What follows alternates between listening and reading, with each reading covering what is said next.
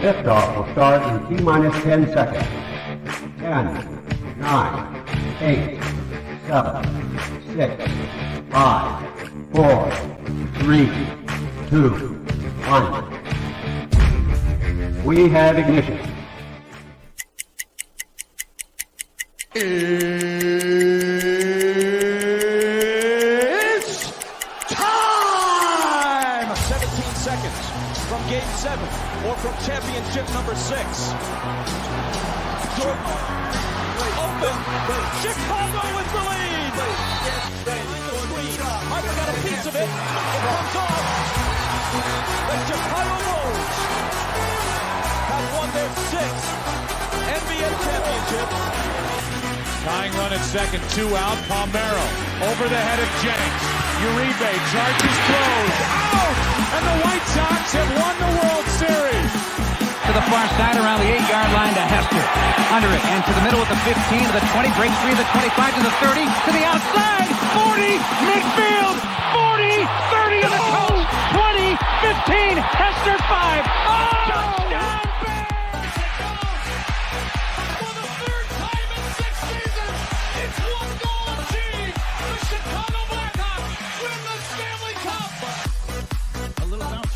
Toward Bryant. He will glove it toward Rizzo.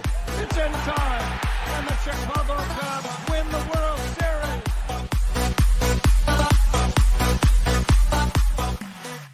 What up? What up? What up? Welcome to Shawn and Maya in the morning on this TGI Mickey Ficky Friday. It's the weekend, baby. And I'm your boy, the SuperBack, Shawn Sierra. Thanks for tuning in. If you're watching us on Facebook Live, well, then I guess you found us on Facebook. And if you're not following us on Facebook, what? Go to Facebook, type in Sports Zone Chicago, click the like button, and now you're following Sports Zone Chicago. Simple. But wait, there's more. Go to the show's page. Go to Shawn and Maya in the morning, like that page as well. So not only will you be following Sports Zone Chicago, but you'll be following Shawn and Maya in the morning as well. If you're watching us on our YouTube channel, excellent.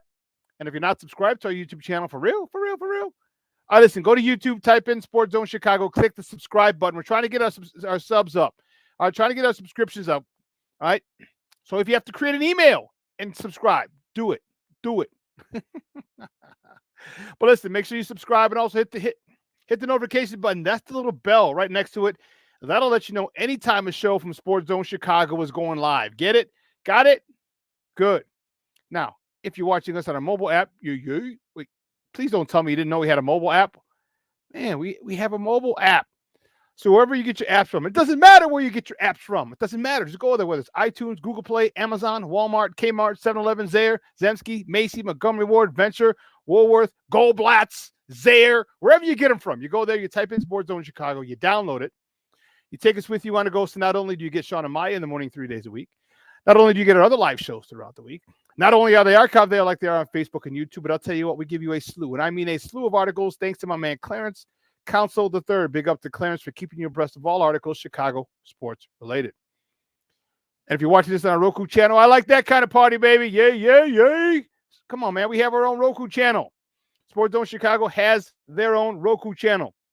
So if you have a Roku television in the house, do us a favor. Download Sports Zone Chicago's channel to the television. Put it right there next to Netflix, Hulu, Prime, Max, Apple Plus, Disney Plus, Stars. Hey, speaking of Stars, they got Power Book 4 with Tommy. Power Book 4 Force with Tommy. Man, they're filming season 3 already. I'm liking it. Seeing it all up and down my timeline. Yeah. But do us a favor.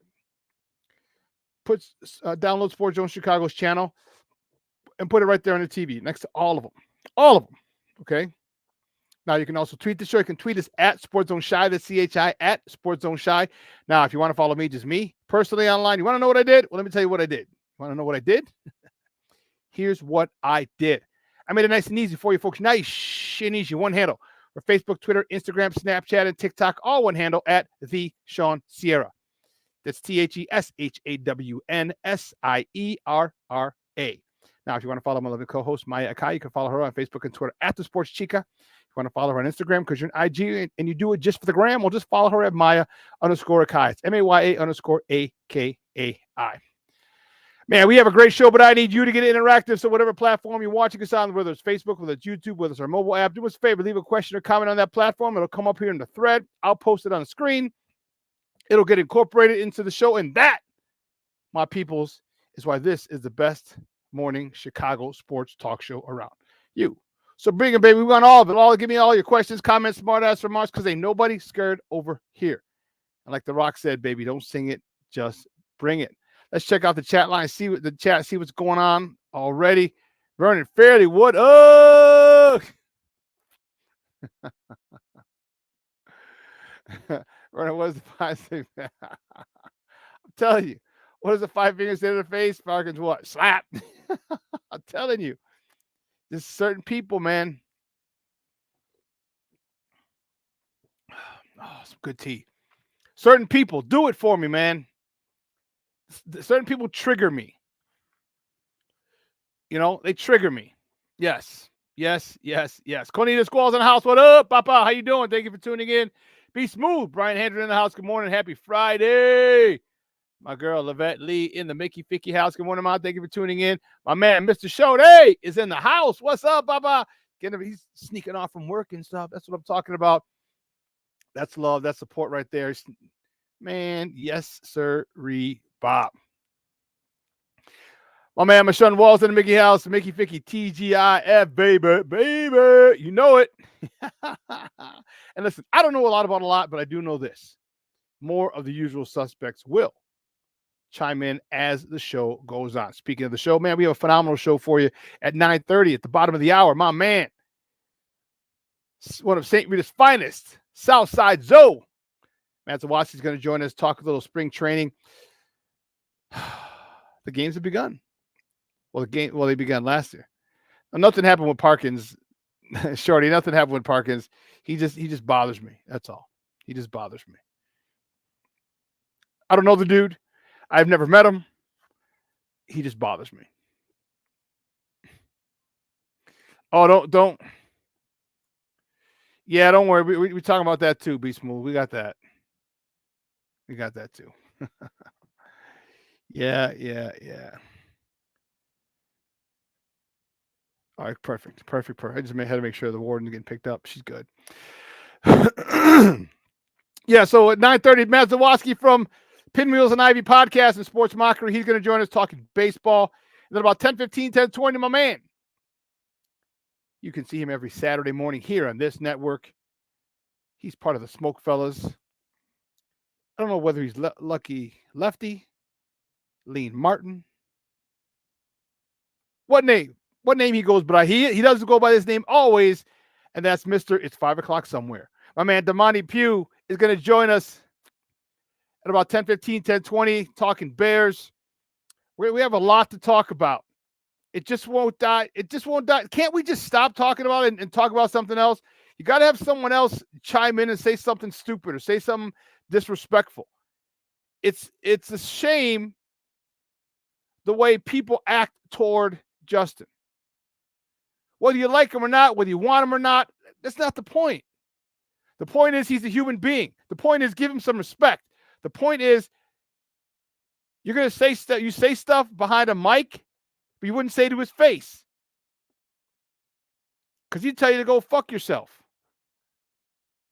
You know, it's amazing how people talk about athletes like they're not human, which is why the last press conference I said, hey, listen. I said, hey, congratulations. First thing, after I said, hey, I got a question I got a positive question for you that'll make you smile. And he started laughing. He goes, come with it. I said, well, first and foremost, I said, I want to say congratulations on the win.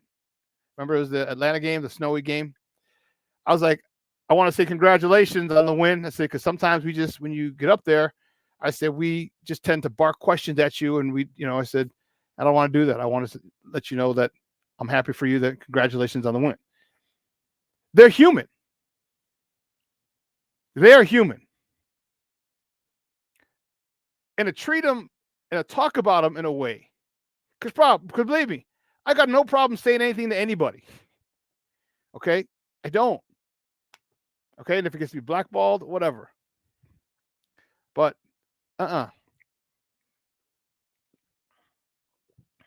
some respect for some people.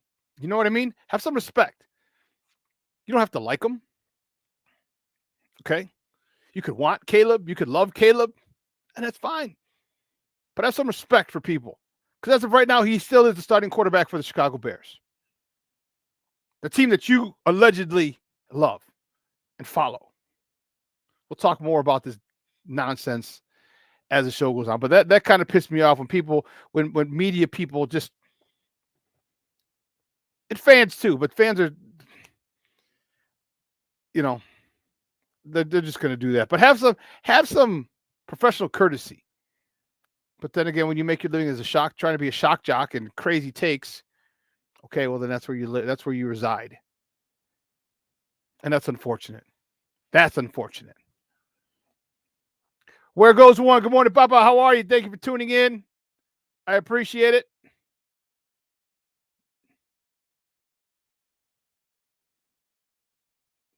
Yeah, I appreciate it, guys. Hide that. So 9:30, my man Matt Zawoski from Sports Mockery and the Pinwheels and Ivy podcast is going to join us talking spring training baseball as games begin today for our team. South side versus the north side. It is a cross-desert classic, as they were saying on Mully and Hall this morning. A cross-desert classic as opposed to a cross-town classic. That's funny. No, listen, don't worry, Papa. You're good. You're not late at all. You're not late at all. But I actually forgot what I was going to say. Pardon me. Well, listen, because we're starting early. We got to get going, baby. We got to go. We got to go. What are we doing? So here it is, guys. You know how we do. The first segment of every show is called Top of the Morning. It won't come just when you want it.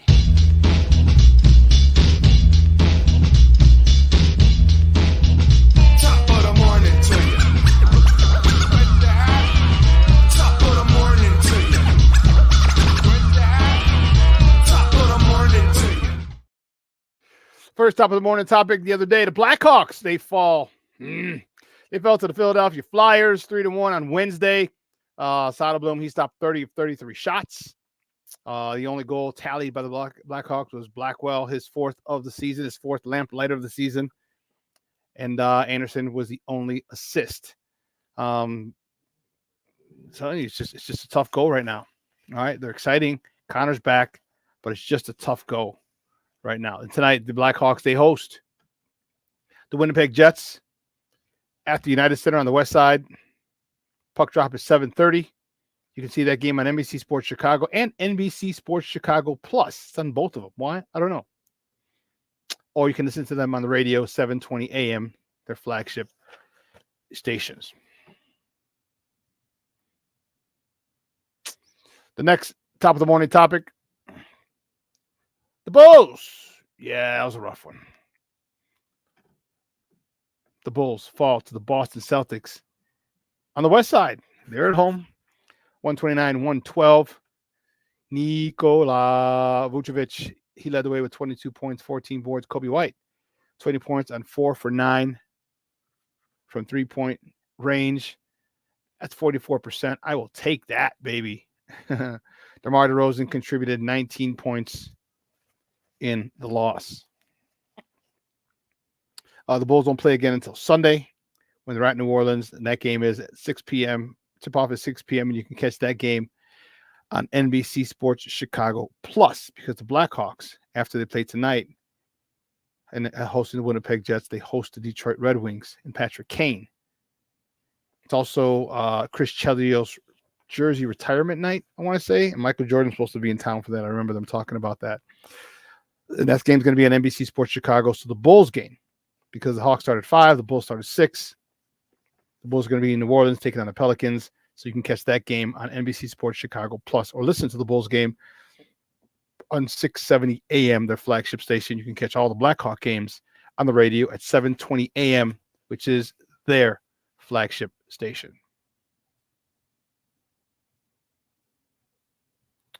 Well, the next top of the morning topic. Man, I'm happy for him. He's got a place to. He's got something. Okay, he's got something. Former White Sox Tim Anderson.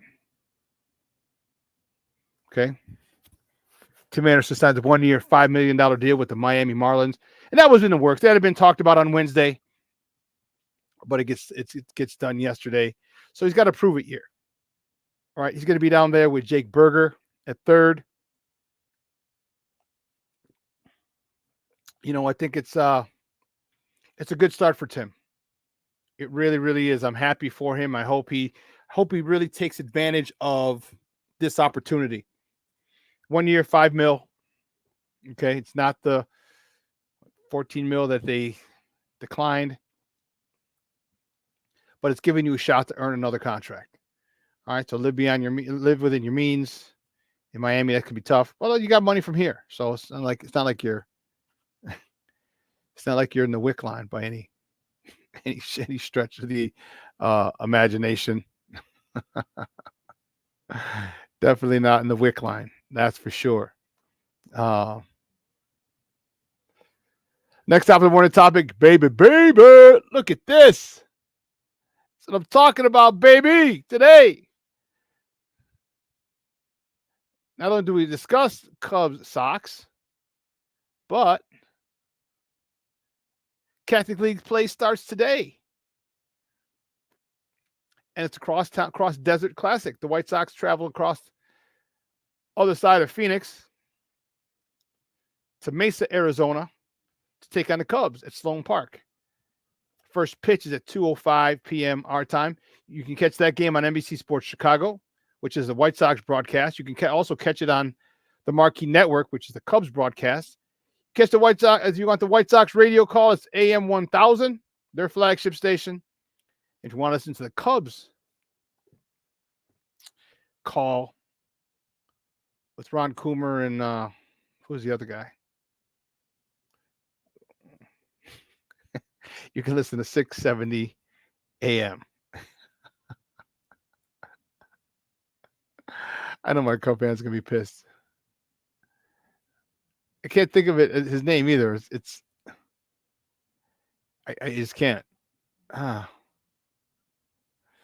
don't know. AC Adam in the house. What's up, Papa? Thank you for tuning in. Yeah, it's unfortunate, man. It's unfortunate. It really is. But you just got to accept people for who they are. Accept people for who they are. And you don't have to like them. But just realize this is what people have become. You'd be surprised.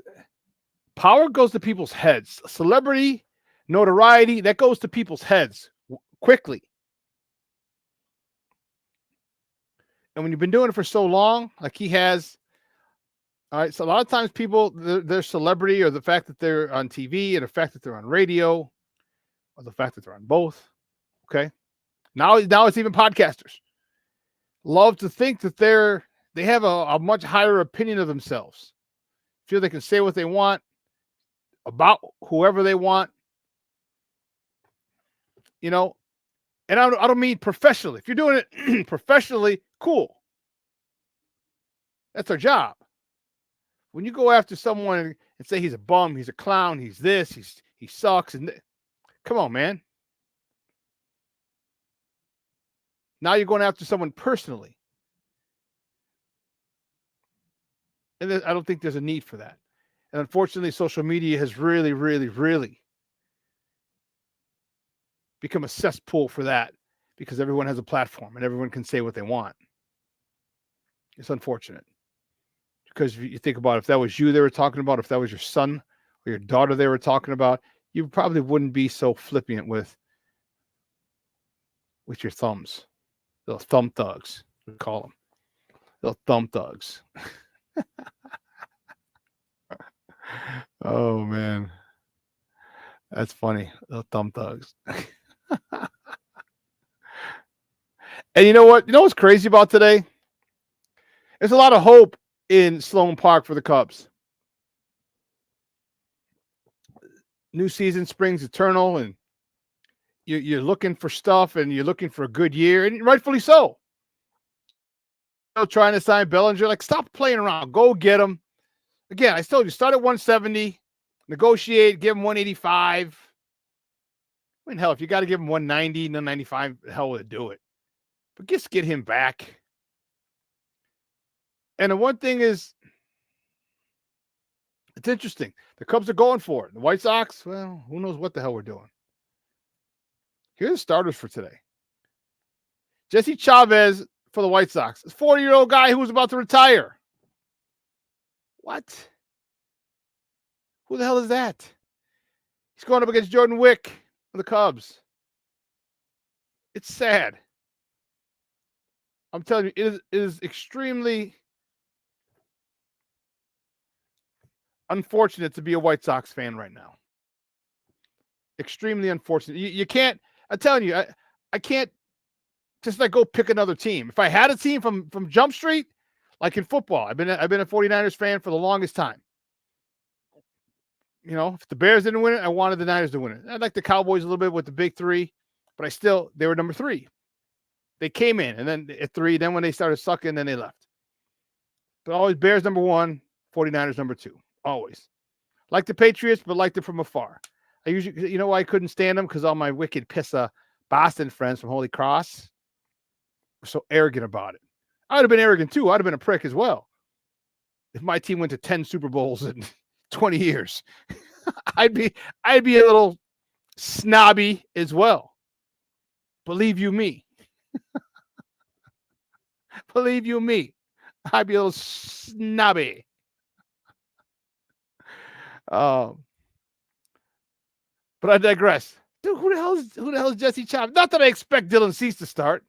I mean, I would like him to start. Get him, two innings. All right. Garrett Crochet starting in the next couple of days. He's getting 1 inning, which is great for us to see. Just slowly but surely bringing him back, which I think is great. And we're still going to see. I'm still seeing if I'm going to make it out to Arizona. So we'll find out. Let's see what else we got in here. Oh, my man, DC, Derek Carter's in the Mickey Ficky house. Good morning, Papa. How you doing? Yeah. Hey, Sienna. Shawn, WG1. What's good? What's good, one? Cornelius, Shorty, DC, Brian Michon, Bear, down. You know it, baby. My man, James Ford. Said Mr. Shorty's in the house already. He's ducking and diving. He got us in the background on his laptop while he's working, or his computer's desktop. I like it. I like it a lot. You know,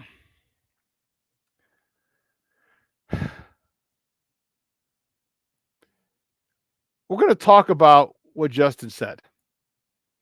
All right. We're going to talk about it today as well with Cornelius, with Damani. And,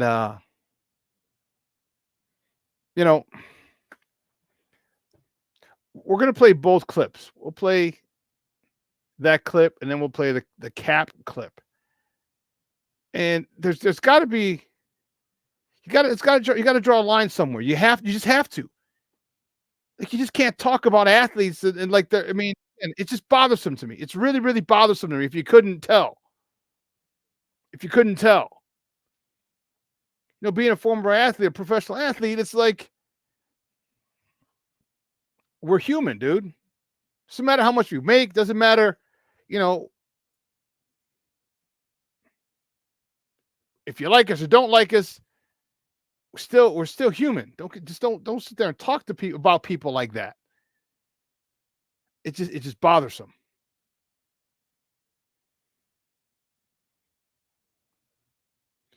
No, he's been there for a while.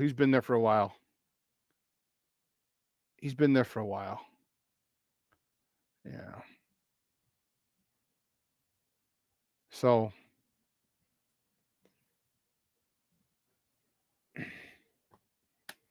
I don't know. Like I said, you could want Caleb, and that's cool, man. It's more than fine. You could lay out your arguments. You could lay that. All right, cool. First of all, you're not going to convince me that Caleb is better than Justin. Secondly, you're damn sure not going to convince me that Caleb is a better fit to lead this team than Justin. Oh, Cap is big time anti-Justin. Big time. Big time. That's why he fits with a couple of podcasts and stuff who are on that side of the fence. And that's cool. More power to him, whatever. Oh, trust me, I will. I'm going to tag people. When it comes out, when they make that trade, they trade the number 1 overall pick, I'm going to be the biggest prick. Because, again, I don't dislike Caleb at all. I told you, you guys, if you watch the show, one of my buddies, one of my best friends from college was his high school coach. So I am not going to wish him any ill will at all. I just think Justin's a better fit to lead this team. That's all.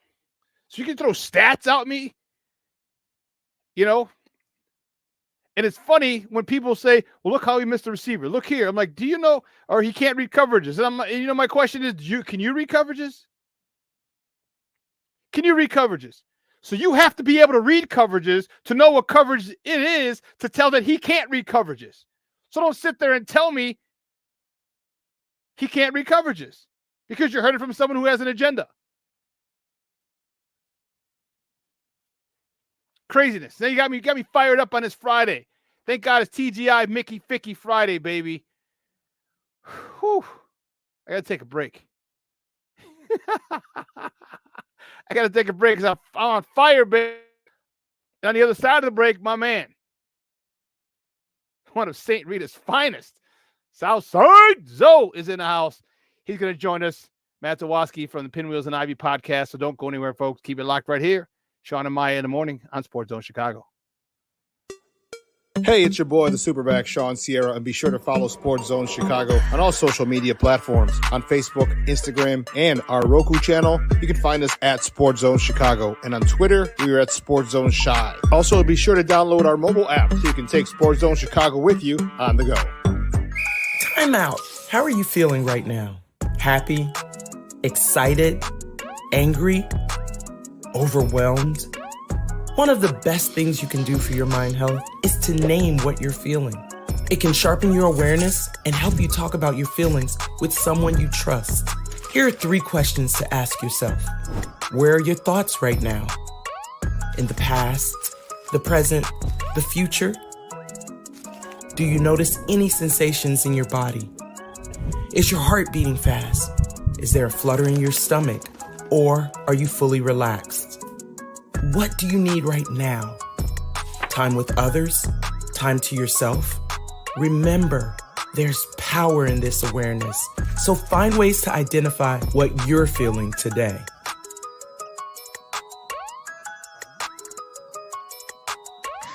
Hi, guys. Hey. Hi, Megan. Hey, Jessica. Megan, you're a tramp. Brian Fitch told me you guys made out. Everybody knows. He said your breath smells like garbage. And he almost puked. He says you're the most desperate girl he knows, besides your mom. How many boyfriends does she have anyway? Lots? Your makeup makes you look like a clown. That zit is huge, zit face. Ugly.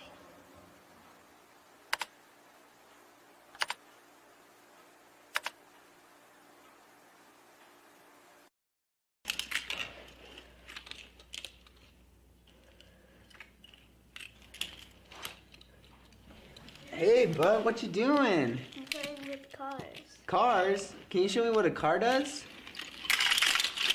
Whoa, whoa, whoa, whoa, whoa. Hold on a second. First of all, this is a school zone. So you need to put down your cell phone, stop texting, and let's get to driving. Now you're coming up to a stop sign, right? You need to slow down and stop before you hit that Y line. I want you to look left, right, left. You don't want to get hit by a car going on your left and to your right to make sure you don't get sideswiped by a guy coming from your right. You're coming, and you see a crosswalk. You better slow your horses down because the #1 rule of driving is always yield to pedestrians. Now stop, pull over, and you are done driving. Gosh, what do they teach you kids in school nowadays?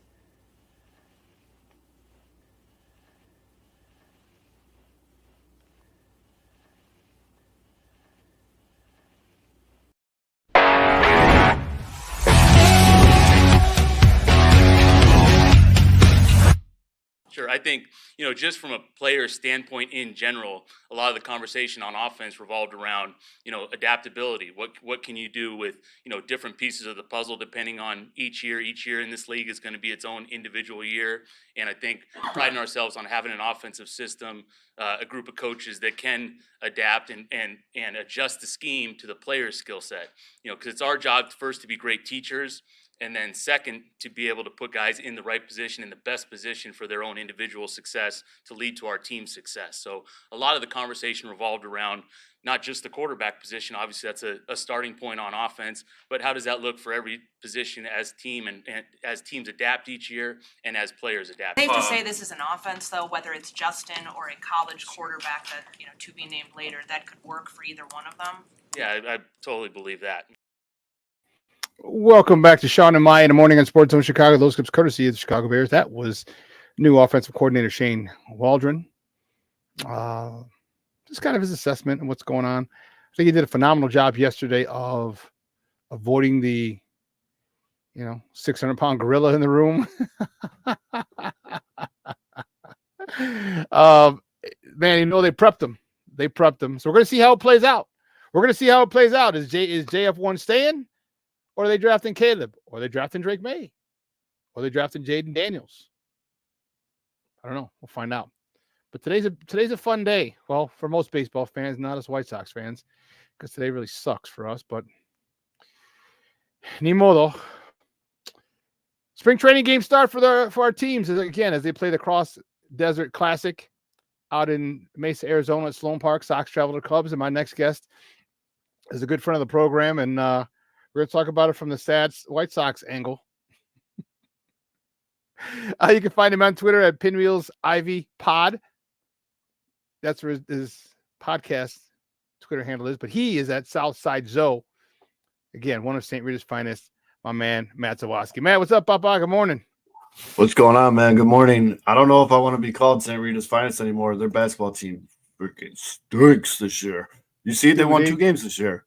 Bro, they did what the Bears defense did last year. They gutted it. It was gutted to the studs. Yep, definitely. Yeah. A buddy of mine who went to De La Salle, he couldn't wait to send me that final score graphic. They beat them by like 40. Oh, my goodness. And then I go to CrossFit with a dude from Marist, one of the football coaches at Marist. And, they just bought that little fitness area right there on Ridgeland and College Drive. I'm like, dude, I didn't realize how big that thing was. It's huge. I did not realize. Dude, I went by today after coming out of CrossFit because I take Ridgeland down.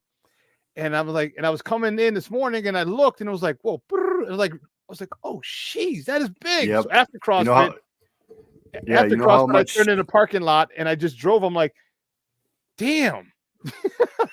You know how easy it's going to be for their team to sit down in kids' living rooms in the south suburbs like that and just be like, hey, our practice facility's 10 minutes away.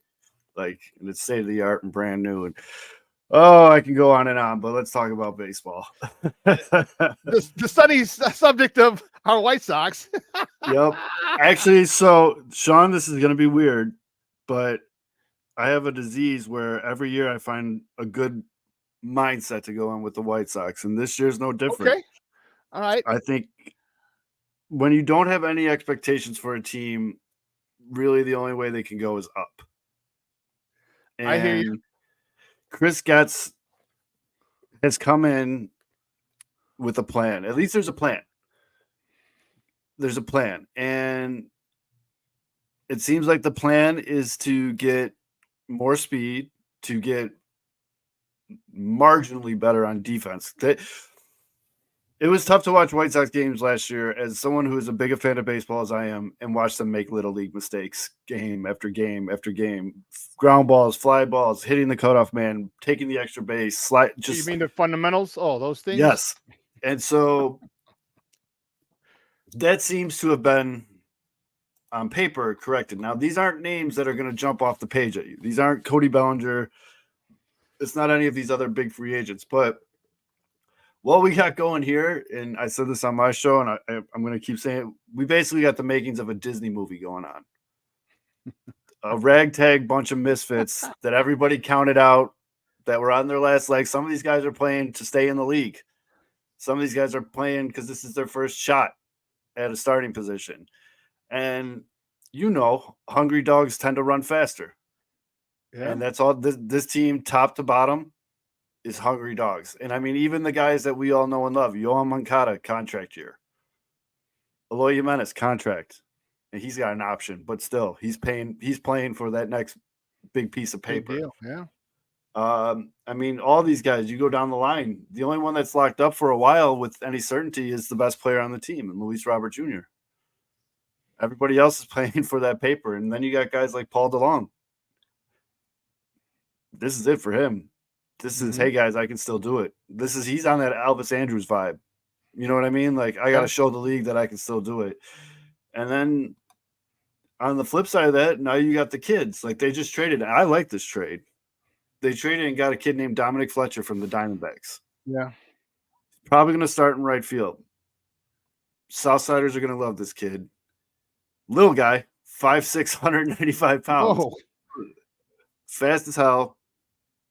Doesn't have a lot of pop, but he did have 2 home runs in under 100 at-bats in the majors last year.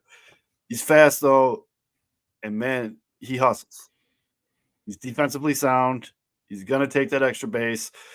The Diamondbacks had a very good problem in which they had 4 rows of outfielders that they could start in the MLB. Now, you always kind of have to take a step back and look at big picture, and you look at some of the hirings that the White Sox did in the front office after they got Getz. The guy who developed and ran one of the top farm systems in baseball the last couple of years in the Diamondbacks, bringing up guys like Corbin Carroll and guys like Dominic Fletcher and Jake McCarthy and all these other guys. He now works for the White Sox. He got a promotion. He's in the White Sox front office now. If you don't think he was in Chris Getz's ear and like, hey, grabbed his kid, go get me this kid. You can get him for cheap too because they don't play him. And it's not like he wasn't playing because he's not good. He's not playing because their outfield is stacked. Yeah, that's a good problem. I really wanted the hometown kid to come back. You know, the center fielder they got that went to Carmel. His name's escaping me right now. Alex Thomas. Yeah.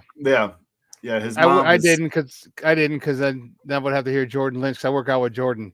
Then I have to hear him talking. I'm like, boy. But yeah, he's a good dude. He's a good ball player. And let me tell you something. Arizona fans overvalue the hell out of that kid. Yeah. Yeah, I put up a hypothetical trade early in the offseason for Dylan Cease to go to Arizona, and I included Alex Thomas. No way, you can't touch Alex Thomas. What? Why? Not even for Dylan Cease? yeah. Wait, why? And they were all telling me, and like, so you hit him back. You know how Twitter goes. You hit him back with stats and numbers, and they're like, well, did you see what he did in the playoffs? Like, well, a lot of guys become heroes in the playoffs, man. Larry Garcia was a hero in the playoffs. Doesn't mean he's not untouchable. But anyways, so that's where I'm going in with this season. This spring training is going to be very interesting. My 2 co-hosts are actually going to be at the game down in Arizona today, watching and reporting back.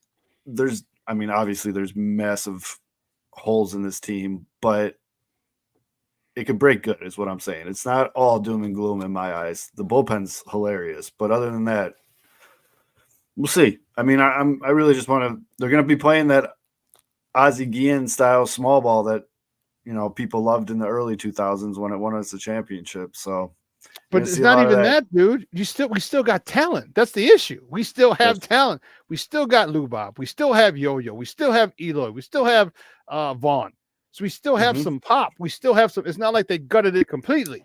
So in the thing that you said that got me super excited was that they're going back to the basics. Like, oh my God, how crazy is that? Take the extra base, steal bases.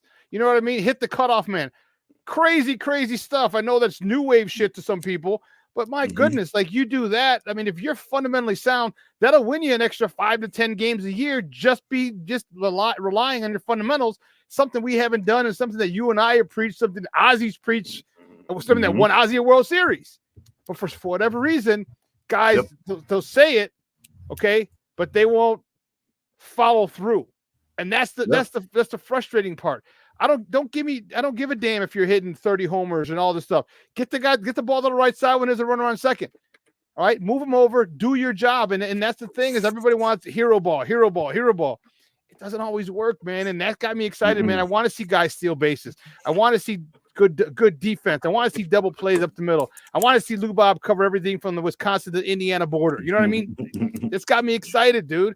But it's going to be a lot more fun to watch. I'm debating you. I think you might have sealed it because I was wondering whether or not to go to opening day. Oh, you gotta go opening day. Even if they're terrible, you go to opening day because that's the community, man. That's the vibe. You know how that goes. Yeah, exactly. And that was the only thing. My guy's like, it's $75, like 100 level ticket. And I'm like, oh, is you have a party? Is you have a tailgate? He's like, no, we're not tailgating. I'm like, you're not tailgating. I'm like, well, what the hell am I going for? And I'm like, he's like, and I said, well, I'm gonna go to the other person. They're like, she's not tailgating either. I'm like, she's not throwing a tailgate either. They're like, no. I'm like, damn, what the hell? I'm like, man, if I end up going, I'll hit you up. Come to Lot B. There's a lot of podcasts, a lot of shows, and we all get together in Lot B, dude. It's you can meet everybody. I mean, the 108 guys, Chicago Sports Bums, Barstool usually shows up, and it's a jam, dude. It's not DJ style jam. It's more networking jam. Southside Irish jam where people fall down and that kind of jam. But should be interesting, man. I mean, I know you're a Yohan Moncada guy, and I think you're going to have a lot of fun this year because Yohan is definitely the type of guy that's motivated from the paper. And well, let's not get it twisted. I am a huge Yo-Yo fan, but I've also been very critical of him as well. You have been, which is because fair. of his talent. Because of his talent, that's why I've been critical. And I hope he got. I hope he got his mind right, bro. I really do because that dude could be phenomenal. Whether he wants to be a power hitter or he wants to go gap to gap, which I think is better for him. But either way, he can still succeed. Either way, just decide and go with it.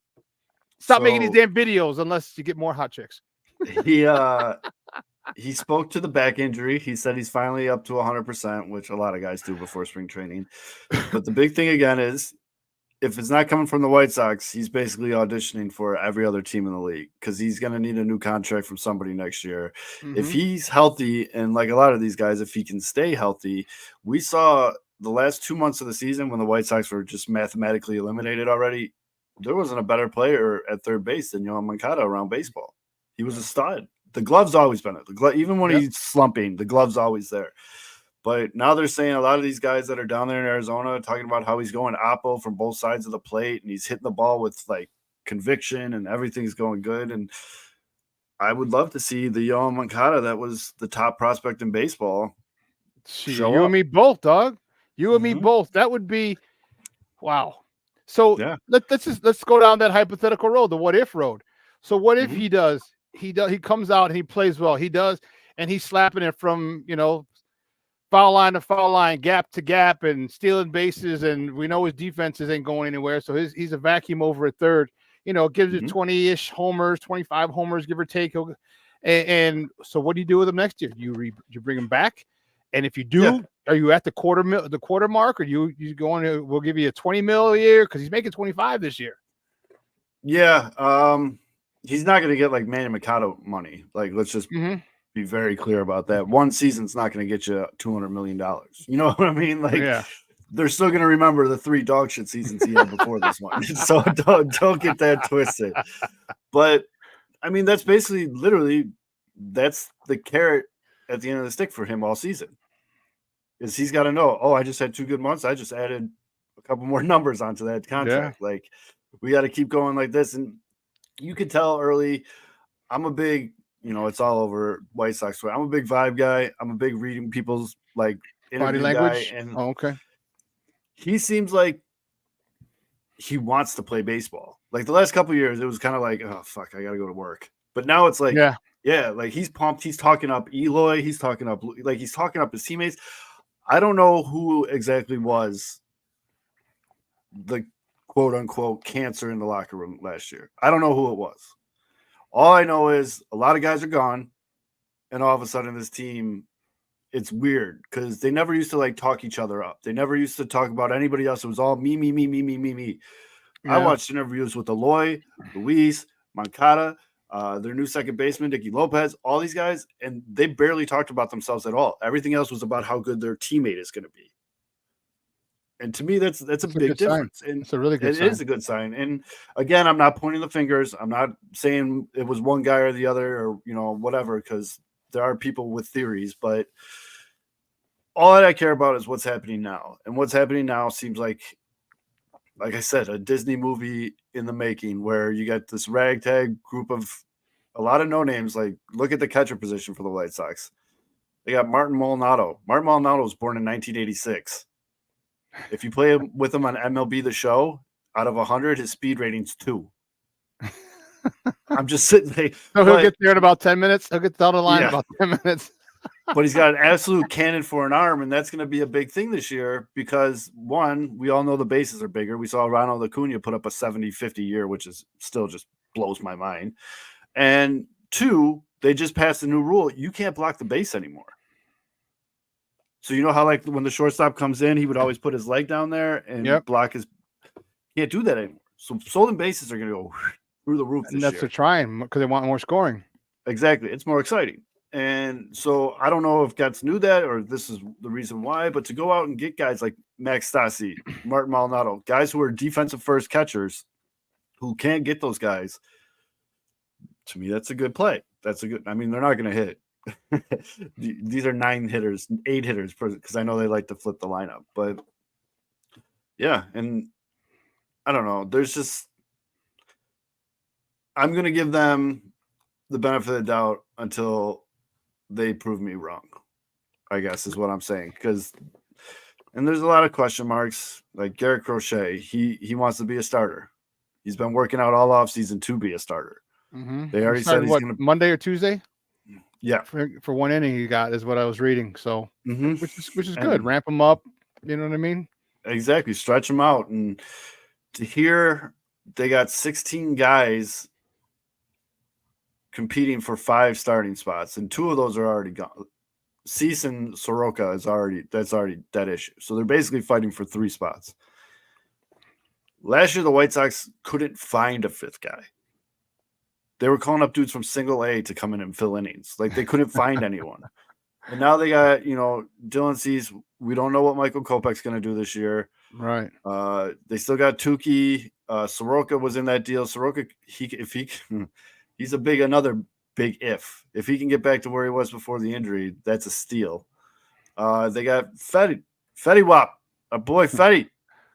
So one of my co-hosts is a prominent high school baseball coach in Vegas, Kevin Fiddler, and he's coached guys from Chris Bryant, Bryce Harper, a lot of MLB players, and Eric Fetty was one of them.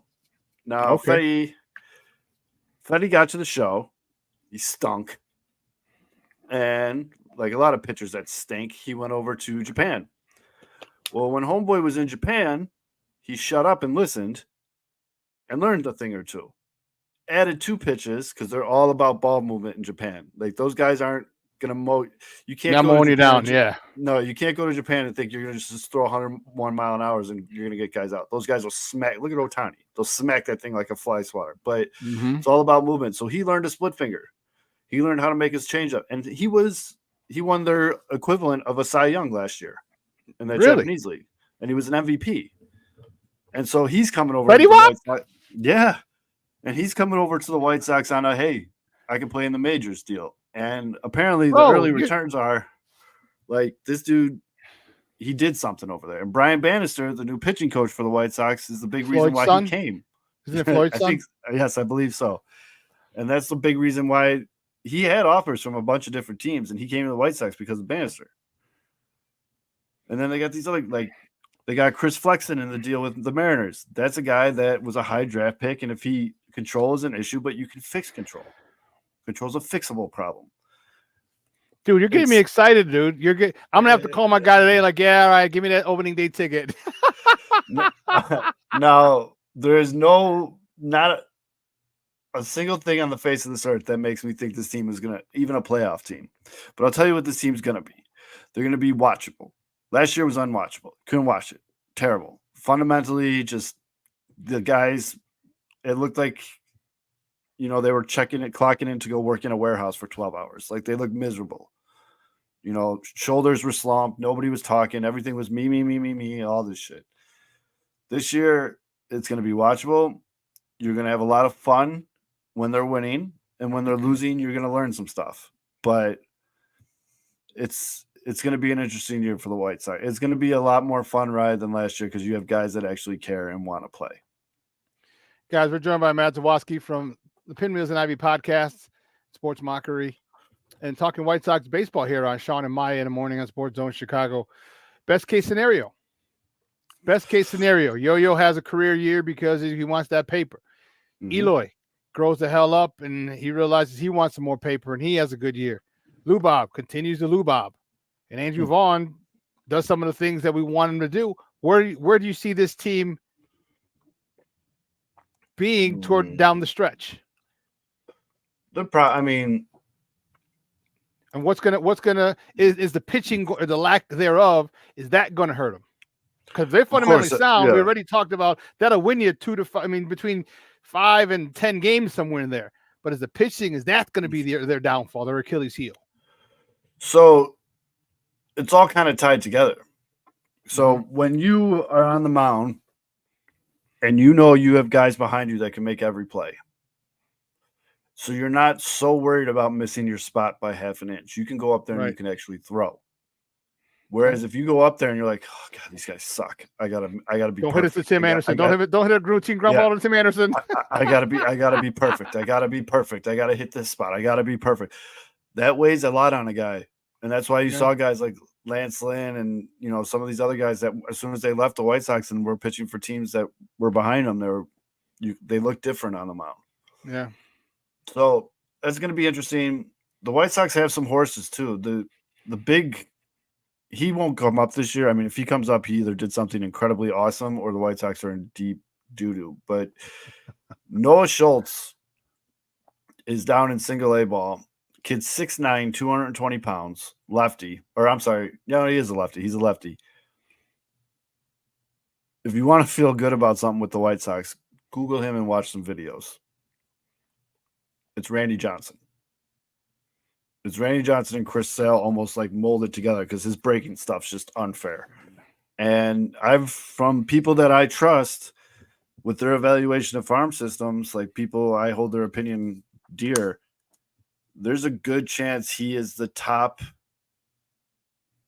pitching prospect in all of baseball by the time the year's over. Really? Yes. And he got hurt last year. It was a minor injury, but they know his potential, so they're like, no, you're good, chill. You're done for the year.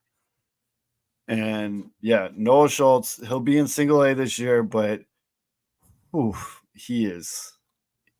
It looks like it's unfair to batters. Now, the other thing that should be interesting for White Sox fans is they have currently the number 9 rated overall prospect in the top 100. He's come up through the ranks. He'll probably start out. My guess is he's in training camp right now as a non-roster invitee, but that's just more to get him major league reps and be around the boys. But Colson Montgomery is very good. Colson Montgomery is the reason why Tim Anderson, well, one of the reasons. Tim did a lot of it himself, but is one of the reasons why Tim Anderson's down in Florida. Is also the reason why they went out and got a guy like Paul DeLong to play shortstop because he's not blocking anyone. When Colson Montgomery is ready to go, he will be your shortstop for the White Sox this year. He's very good. Now, he's a good-sized ball player, 6'3", 225. Like, he's not a little guy.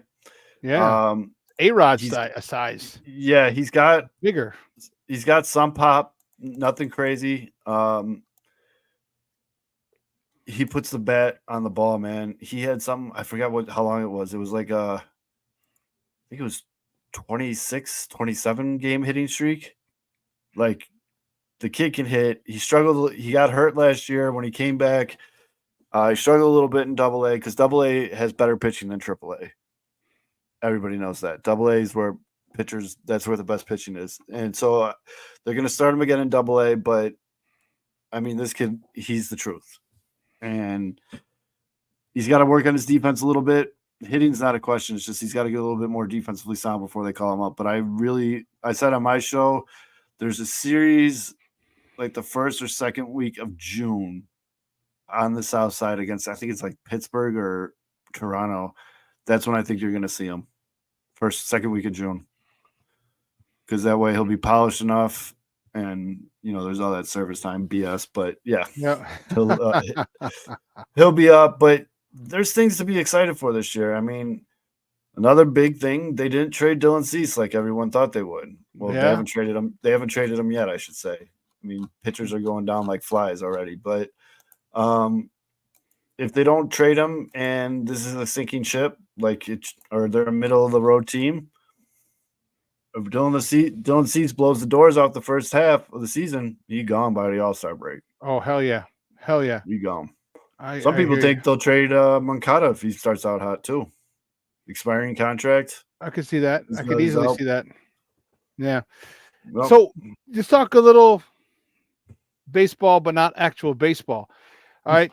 Old man Reinsdorf is looking to getting some TIF funds, and was talking to the governor. Hey, I just let me borrow 1.1 bill, yeah. And I'll not borrow. Let me have 1.1 bill, yeah. Let me hold 1 bill. Yeah. And your thoughts on the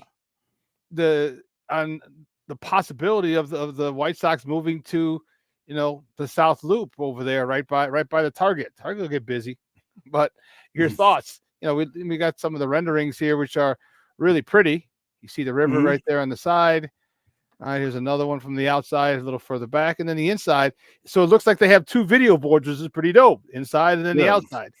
Your thoughts on Reinsdorf going to get that cool $1 billion from the governor? Love the idea of it. Hate the fact that he's trying to make the public pay for it. I mean, it's pretty much the standard practice. There's a video going around right now on social media where an older gentleman, I don't know his name, but he's like a economical genius, or like one of the guys that have studied his whole life. He talks about the new stadium playbook, and basically Reinsdorf is following it to a T. To get the public money, the threatening to move the team if he doesn't get the money, yada, yada, yada. All these owners do the same thing. And then we, the royal we, meaning the working class people that pay taxes that don't have $1 billion like Reinsdorf does, we end up paying for 75% of it. And the one thing in the video that was really eye-opening to me, because I thought it was a good thing at first, is how, Reinsdorf is pledging that how many jobs this will create and how much money it'll put back into the community and all that stuff. And I was like, hey, you know what? That's a good point. If you got all these new for places, a year-ish or two, or year well, and a half. This economic guy right away was just like, actually, it does the opposite, because here's the data from all these studies from different cities that got new stadiums and blah, blah, blah, blah, blah. And this is how it does not put more money back in the community. So I'm hesitant, man. It looks awesome. Like, it'd be really cool, especially for someone like me. I don't go to a lot of games, as many games as I wanted, because I have a 3-year-old son, and I'm at the mercy of I have to take I-55 to and from games. There's no other way for me. There's no public transportation. There's no anything. No trains, Papa. No metro. I mean, no, because I'd have the Southwest line, and so I'd have to go into Union Station and then hop on the Rock Island, or I'd have to drive to Tinley, park Tinley, and then catch the Rock Island there. Yeah, which I guess isn't too bad. But if the new stadium were to go where it is in the 78, I could take a train and go into Union Station, and then that's a 5-minute cab ride. Or there's so many L trains there, and everybody's up in arms about there's no parking. They're renderings, guys. They're not going to do a rendering of a parking lot. Yeah. If you don't think they're going to look at these beautiful parking lots. Yeah, if you don't think they're going to put parking there, you're nuts. Because, when you build $1 billion stadium, you kind of want to put people in there. So they're going to put a parking garage there. I'm guessing they'll probably be like, like those 8-story parking garages you see all over downtown and stuff like that. It's going to kill tailgating, which stinks. I mean, there's going to be river cabs too, which is kind of dope. But it's going to kill tailgating, which stinks because that is part of the tradition in Chicago. But big time. There's going to be a lot of bars and restaurants, and Well, you brought up something really good, though. Yeah. What about bar boats? You know what I'm saying? Well, you can go and you can have a floating, fucking cork and carries. You know what I mean? Or a couple of other things, just bar, and you could fit like 100 or 200 people, depending on how. Hell, you could get a bigger boat. You can make, have a bigger boat made, and that comes every day. You know what I mean? There's ways around stuff. But make give it me pontoon parking. Yeah. Give me your thoughts though on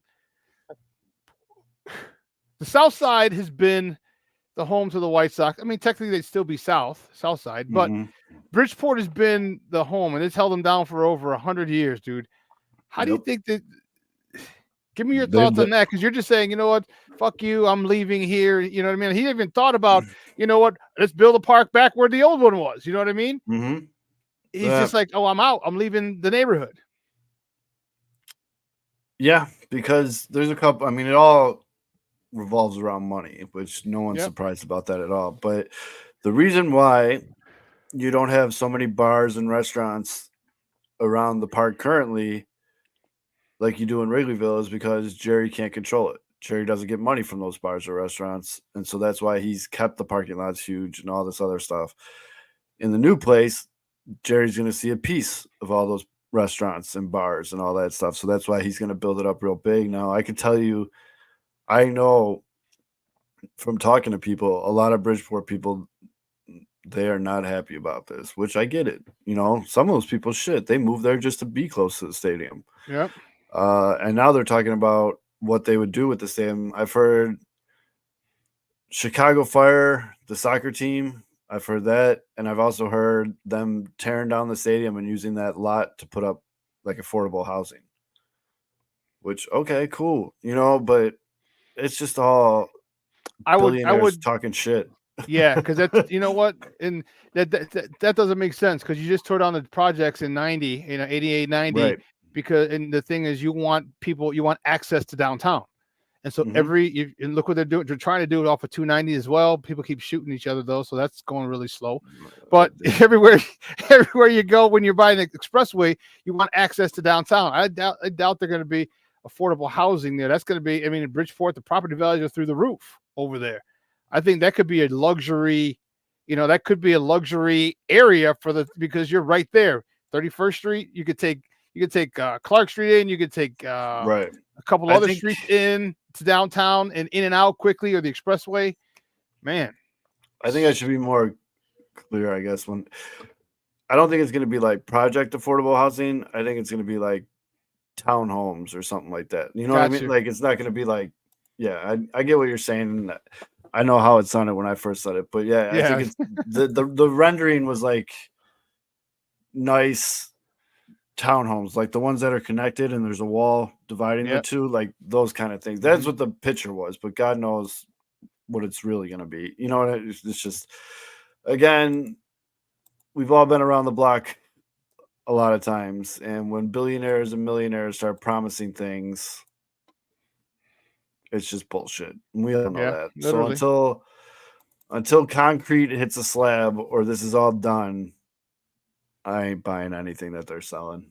So who do you think has a better shot? Because these are funds that are available. These are actual funds that are available that expire at the end of this year, which is why Kevin Warren from the Bears is heading down to talk to the governor as well about a new stadium. So who do you think has a better shot? Do you think that the White Sox have a better shot to move it on 78, or if the Bears have a shot to move it to the south, lot, or because they're kind of done with they're posturing with I would have to say I wouldn't be surprised if they were working together in some aspect, but because they're stronger together. But if it came down to Bears or the White Sox, they're going to give the Bears the money, because you got to think about it. The Bears have the whole city behind them. The White Sox have half, if that.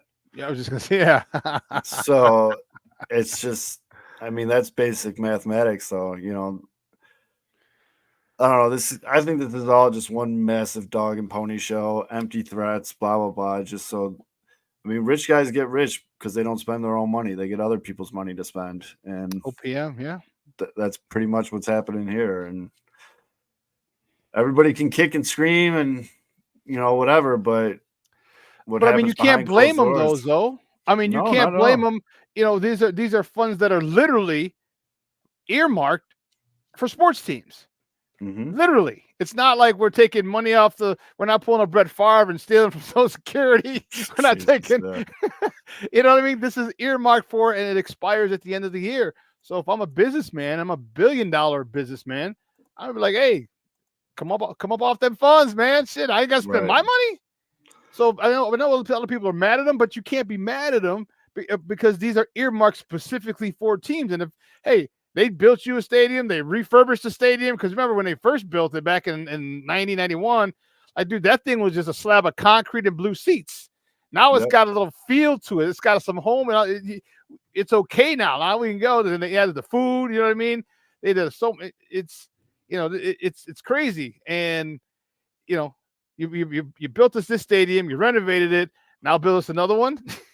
Yeah, it's just, I don't know. Like I said, I mean, we could sit here and say what we think and all this back and forth until I see things being built.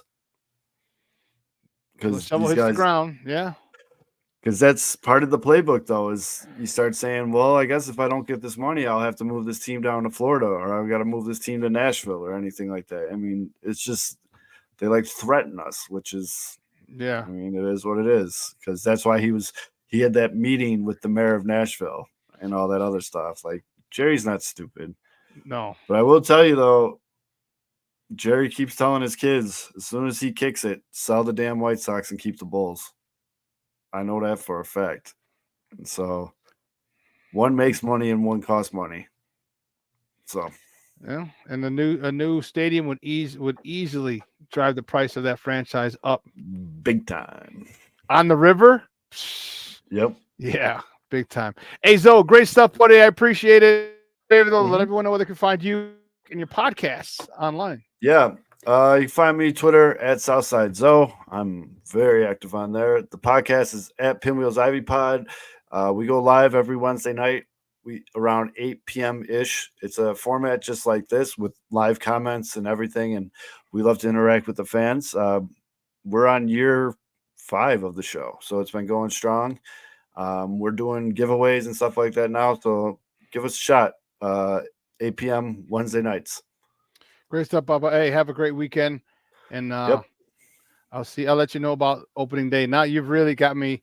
You piqued my interest, and I may have to shell out the money and head there. At the end of the day, man, I just love baseball, so I'll be watching. All right, man. We'll talk soon.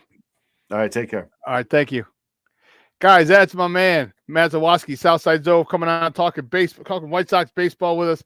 Ooh, Charlie, I like it.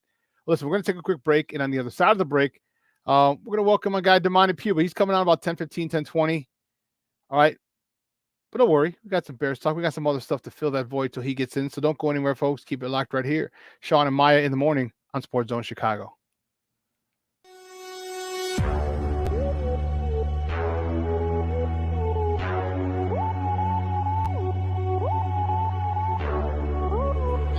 Field to run for 17. Back he goes. Here comes Chubb. There goes the ball. Touchdown! Jones will walk at the right tackle. Time for Fields. Now he'll accelerate to get the first down. Great tackle. Then he's off to the races. Oh, we got a terrific block. For every generation, it has started with the call to serve. Discovering the purpose and the belonging earned with the title. Learning to dig deep and push through adversity together. Defending our nation and its people. It is a life of great worth and reward. But Marines are never really finished serving. Their commitment comes full circle, visible in communities across our country. This is Semper Fidelis, always faithful, always Marine, marking a path for the next generation. So I've come up with a family emergency plan. Great. What is it? It's difficult to talk about, so I'm not telling you. How will we know what to do? You won't.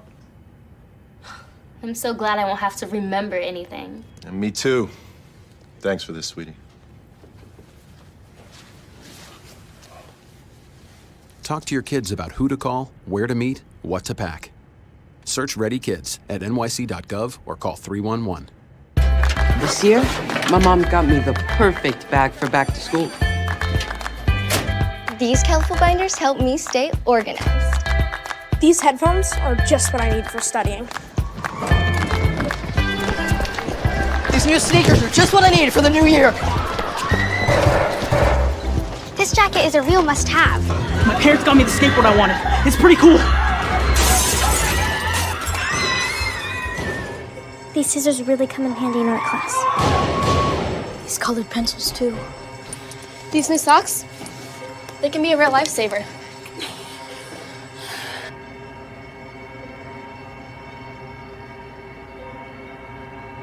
I finally got my own phone to stay in touch with my mom.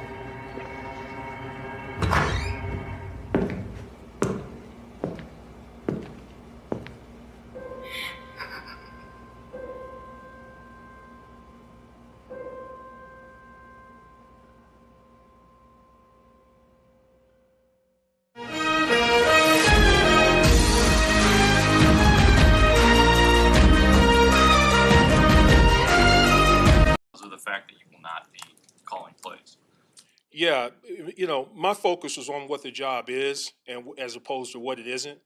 The opportunity to come here and to this organization with a defense that is clearly on an upward trajectory, that has some really dynamic performers in place with plans of obviously augmenting that. That's what my focus was, and that's what it continues to be. I've been a play caller. I'm pretty confident that I will do that again at some point. But right now, I'm really confident in what Matt is going to bring to the table in that respect, and I will support him as best that I can. Welcome back to Shawn and Maya in the morning on Sports Zone Chicago. That, my peoples, was a new defensive coordinator. Excuse me.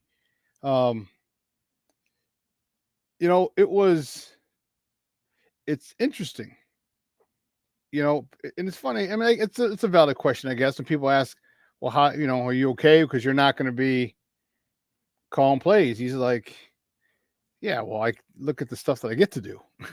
You know what I mean? It's a legitimate question. So I can't poo-poo it. You know what I mean? But it's interesting that people just go right away, just go negative. Why? You're not gonna be calling plays. How, dude, chill, relax. It's okay. It's okay, man. I'm trying to find the one. Goodness, I'm not gonna find it because I need it right now. Oh well. But you know what? My next guest, he was able to jump on a little earlier than we had scheduled, which is good. You can catch him every week. All right here on Sports Zone Chicago. You can catch him on Saturday from 11 a.m. to 1 p.m. All right, he's part of the Smoke Fellas. All right, Mr. Smoke Fella himself, Ben. Where's Kevin? KDL 33, Kevin Lauder. And when he's not suspended, Sly. And he's known by a few names. Lean Martin, Lucky Lefty. But man, he's my guy, Lucky Lefty. You can find him on Twitter at Damani Pugh 96335. Guys, just welcome back to Shawn and Maya, Damani Pugh. Lucky, what's up, Papa? How are you? Hey, good morning, Shawn. How you doing today, man? I am wonderful, man. Wonderful. Thanks for having me. Man. A lot to talk about, a lot to go over. Yeah, they let's get right to it. You saw that Mr. Washington, the defensive coordinator, you saw that, his presser yesterday. They also had Shane Waldron, and he talked about it. Interesting that they finally had it. You knew the questions were coming. The 800-pound elephant, gorilla in the room was, but it was Justin Fields, Caleb, and I think Shane did a good job of kind of like deflecting, and those questions weren't going toward Washington, but it was definitely going to Shane. Your thoughts on the press conference yesterday with Matt Eberflus? First of all, Matt Eberflus's new look. He's looking like a man, got a beard and everything, got a fade. Right. You know what they call the fade now? They call it the Travis Kelce. I'm like, oh my God. And that's so disrespectful. That's so disrespectful. Very disrespectful, dude. But talk to me about Coach Eberflus and then the coordinators. What do you think of the press conference yesterday? Well, I think the main one that everybody was really paying attention to was the Shane Waldron one. And they did a great job of prepping him. It was like prepping for the grand jury, you know what I mean? Because they knew he was about to get bombarded, and that they were trying to get some type of way of him to tip the hand on what they're leaning towards. So I think you heard it every time they asked a question. You heard like 7 people ask a question. Yeah, they were trying, but that's probably what took so long for the press conference to happen. They probably went through a whole couple of weeks of prep. Like, look, they asked you this, like just throw it off. So he wasn't watching film; he was prepping. Right, he was prepping. He was prepping. So I think he did a great job, though. Like, I've been watching, of course, different social media pages, radio, different networks, YouTube, and everybody's speculating and trying to break down what he was saying. But at the end of the day, we still don't know. We still don't know. He did a great job. So, and I'm pretty sure Poles patted him on the back when he came out of that press conference. Like, good job. Yeah, it was good.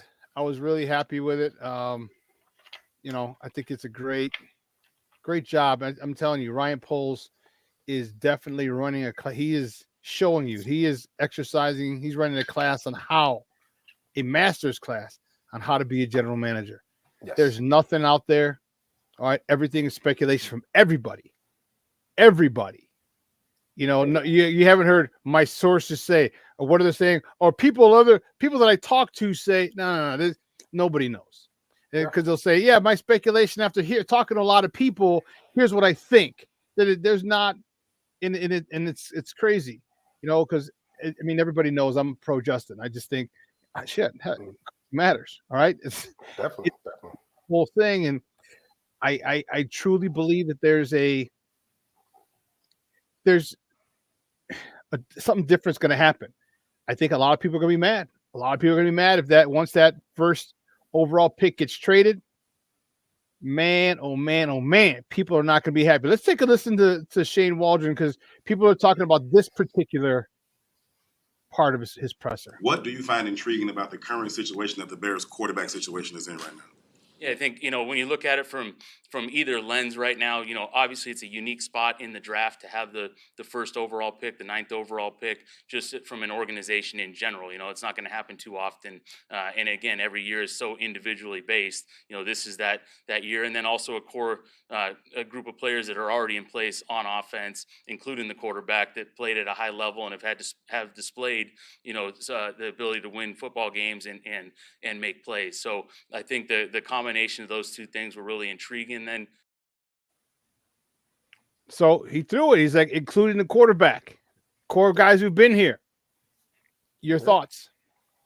Yeah, that was the focal point for a lot of the the different outlets that I was speaking about. They're saying, oh, they're gonna keep Justin now because he said it, but then some would say, well, he never said his name. But I think what it goes to, and we kind of talked about it last week on the show, the type of situation you'll be putting a rookie in, right? And like he kind of broke it down when he said, I got a quarterback playing at a high level. So we're not like this rare situation of having a number 1 overall pick, and this isn't some 2-3 win team here. This is a team that jumped from 3 to 7 wins, probably should have won 9 or 10. Mm-hmm. So you're coming into a pressure situation like any other rookie quarterback. This may be the most unique situation in NFL history for a number 1 overall quarterback. Usually go to a team that sucks. So there's no expectation. You come in here, you got high-level players. You got a lot of players that are in place. You got a number 1 receiver.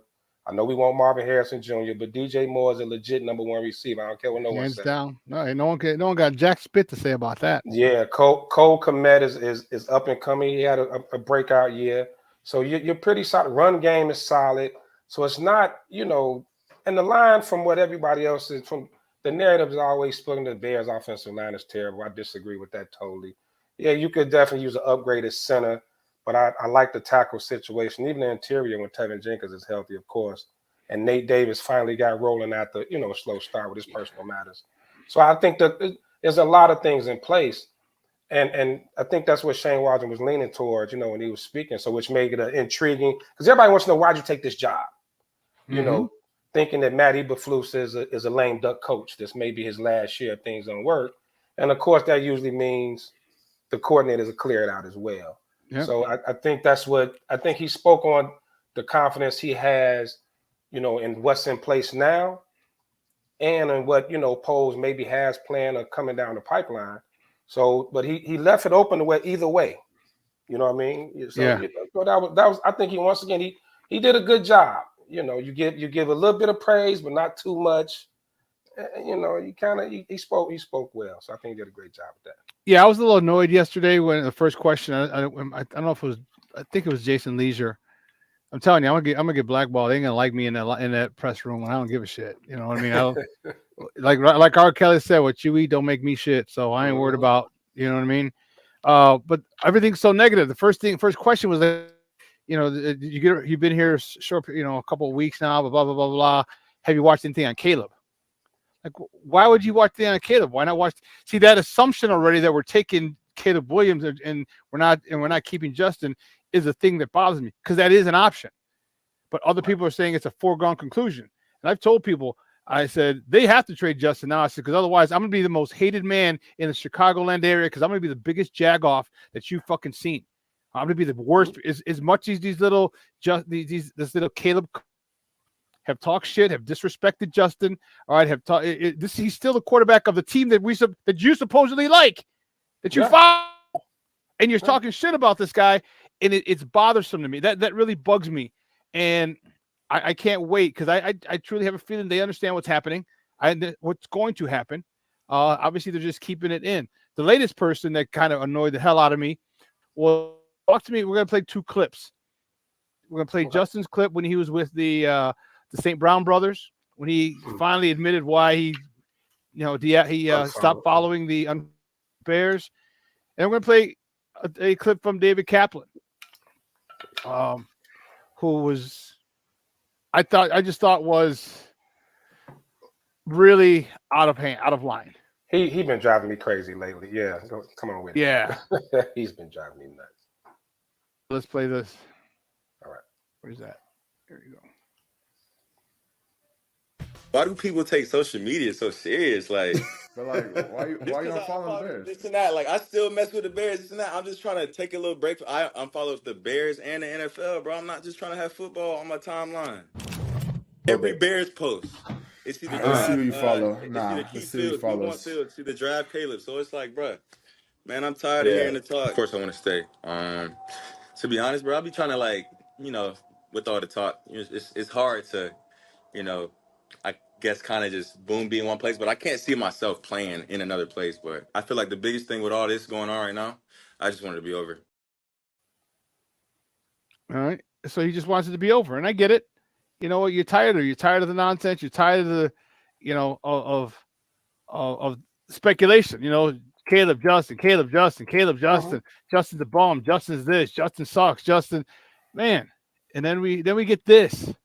Unfollowing the Bears, unfollowing the NFL, that's a coward's way out. I don't want all the rumors on my timeline. I just want to go on vacation and get away from everything. Then why do you go on a podcast to become the lead story on every channel? When has the Bears ever posted about a rumor? The answer is never. So that's a bunch of BS, Justin. 2, there's a mute button. Why don't you just mute the ones you don't want to see? Or, better yet, you can delete the app and sign back on when vacation's over if that's what you choose. 3, I want the TVs turned off. I'm tired of hearing about the Bears quarterback spot. Mitchell David Trubisky, 2019. How is that any different than this guy saying, I just want it to be over. I'm tired of the rumors. Caleb, Justin, Caleb. Why don't you just keep your mouth quiet and just get off the grid, man? That had a lot. That end part had a big problem with that. It's very similar to shut up and dribble. Right. Why don't you just keep your mouth quiet? First of all, who the fuck are you telling another grown man how to handle his social media? Exactly. You telling another grown man how to handle something that he finds stressful and bothersome. Who the hell are you to tell a man, how to handle his business? And I think that was very disrespectful, a cowardly way. I don't. He said, well, "What's the difference between Mitch and Justin?" This is just his social media. He can do whatever the hell he wants. He's not asking anyone at Hallis Hall or anyone else to turn off the TVs. He's turning off the thing that he follows, the thing that he is part of for a while, and it's social media. Dude, that was a horrible take. It was completely disrespectful, and this is why people don't like. This is why people don't listen to, don't like those guys, and this is why a lot of people love Justin Fields. And if you saw that interview, made Justin so human for people. That was a great interview. His facade was down because he's with his boys. He's with EQ St. Brown and then his EQ's brother. So it was a different interview than if you or I interviewed him, or if anyone else interviewed him, because he's very robotic. And I get it. That's fine. He's just like whatever. But there, he's with boys. He's guys his age. And I just think it was extremely disrespectful. I think it was a great interview by St. Brown. I think it was completely disrespectful by David Kaplan to sit there and say that's cowardly way. And completely disrespectful to tell a grown man how he should handle business, his own business. Because people aren't blowing up your timeline. I say, fire Cap, fire Cap, fire Cap, fire Cap, fire. You know what I mean? They're not blowing that up. And how would you like it? And it's bothersome, bro. Like, people forget these are actual human beings that are out there, not just robots. And people also they don't take it to account that, a lot of times you're on social media for more than just football. You don't know who else he follows. You don't know what entertainer he follows. Maybe his favorite artist, maybe, a motivational speaker, whatever. He just didn't want to hear about football. So when they bring up, why didn't you just delete the app? Well, he didn't have to get off the app. And the other thing is, you don't even know if he handles his own social media. A lot of these guys don't do their own social media. So, and like you said, he's on there with his boys and people. I watched the whole interview. They talked a lot of football. They talked, they were cracking jokes. They had a lot of fun on the podcast, but people just wanted to focus on that one little part, which was really it wasn't even 2 minutes that they even talked about that. So it was so much more to that interview. And people, it's just overreaction time. And you're gonna keep getting this until whatever's gonna happen happens. And my thing at the end of the day is, you don't have to shit on Justin to want Caleb. Bingo. You know what I mean? And you don't have to, and vice versa. You don't have to shit on Caleb to want to keep Justin, right? I think Caleb he's gonna be a hell of an NFL quarterback, right? I do. Just watching it, and now that kind of the noise is dying down during the season, go back and look at some tape and watching other games. People focus on the Notre Dame game for Caleb.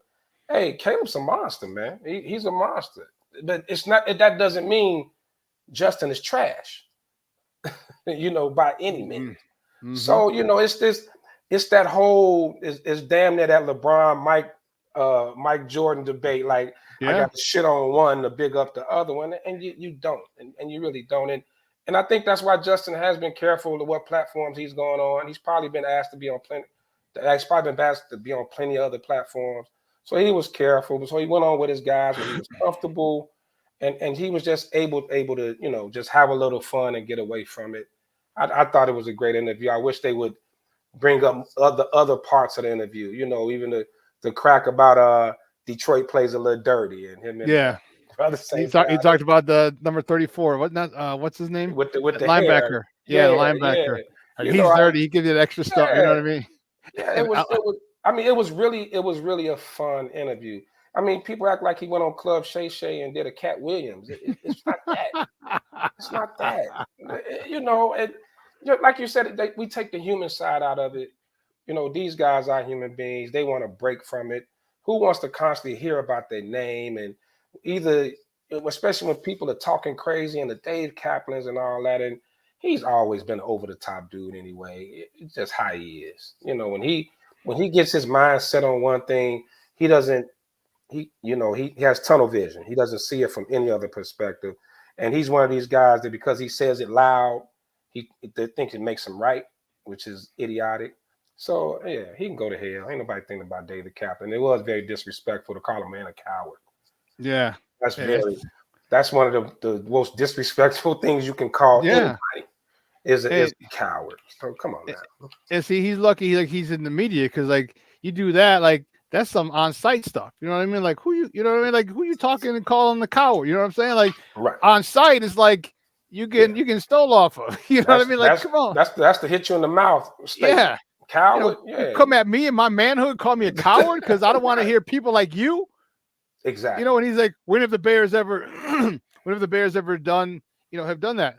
I get it. Cool. They're not going to post on a rumor. And maybe for him just to say, hey, listen, I don't want anything from the Bears. I don't want anything from the NFL. I just don't want football. And that's what he said. He goes, I don't want to deal with football. Right. And exactly. last I checked, the Bears were a football team. So it didn't matter about rumors or anything else. He just didn't want any football on it. He wanted to unplug. He wanted to go to Europe, where he said he was going. He wanted to go to Europe. Hopefully he could blend in, but tall black men are gonna.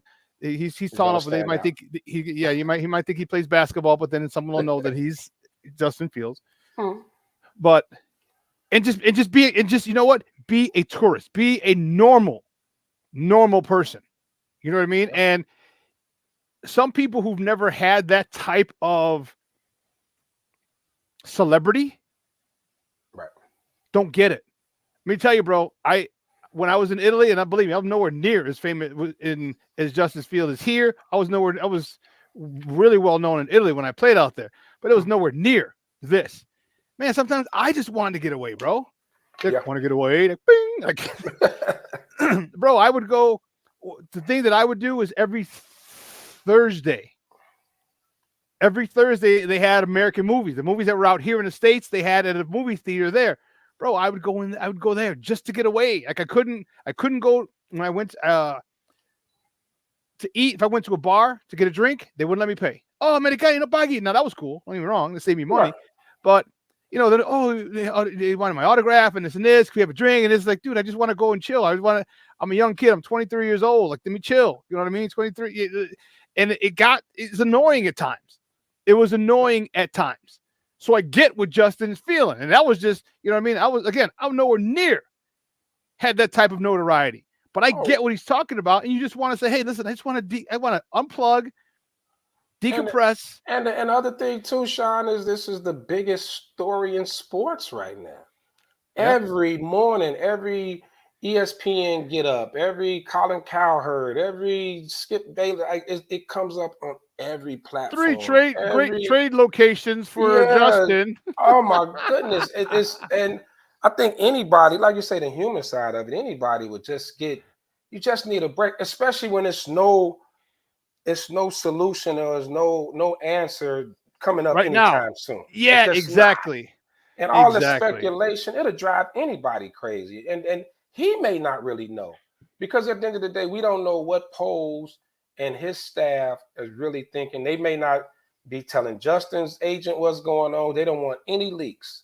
He's playing this chess game. He's getting leverage. Nobody knows. Like I get it, all these insiders and everything, and everybody tries to pass off their opinions as truth, or they have this inside. They got a guy, right? like Brad Biggs. I love Brad Biggs. I love his takes on the Bears, but he's really been coming off very arrogant. Like, no, Justin's done in Chicago. It's gonna happen. He's done. He was saying this for weeks. Yep. And I think even before the season was over, Brad Biggs was saying, no, it's a foregone conclusion. Yeah, and it's just not. It's just not. And he claims he has all these insiders in the building. I don't think only people that know what's going to happen. Poles may not really know what going to happen. He's just weighing his options. Okay, if I can get this type of trade for this, I'll go this route. If I can get this for this, I'll stay this route. If Caleb impressed me and I feel like he's really that special, I'll go this route. Hell, somebody even brought up, quiet as kept, Drake May could be in the mix. They could trade from 1 to 2. They could dupe Washington, and they're coming up to 1, giving them a haul, and then take Drake May and still trade Justin Fields. Nobody has an idea. It could be Jaden Daniels. We just don't know. Yeah, Nobody knows what's going on. He has all these options, and he's going to weigh them out. There's no way this man is too calculated.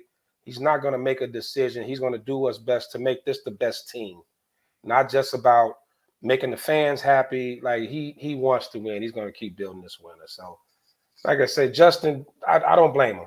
Yeah, get off social media for a while, get away. And guys do it all. Professional athletes do it all the time. Yes, they do. They do it all. A lot of them just cut off their social media. Period.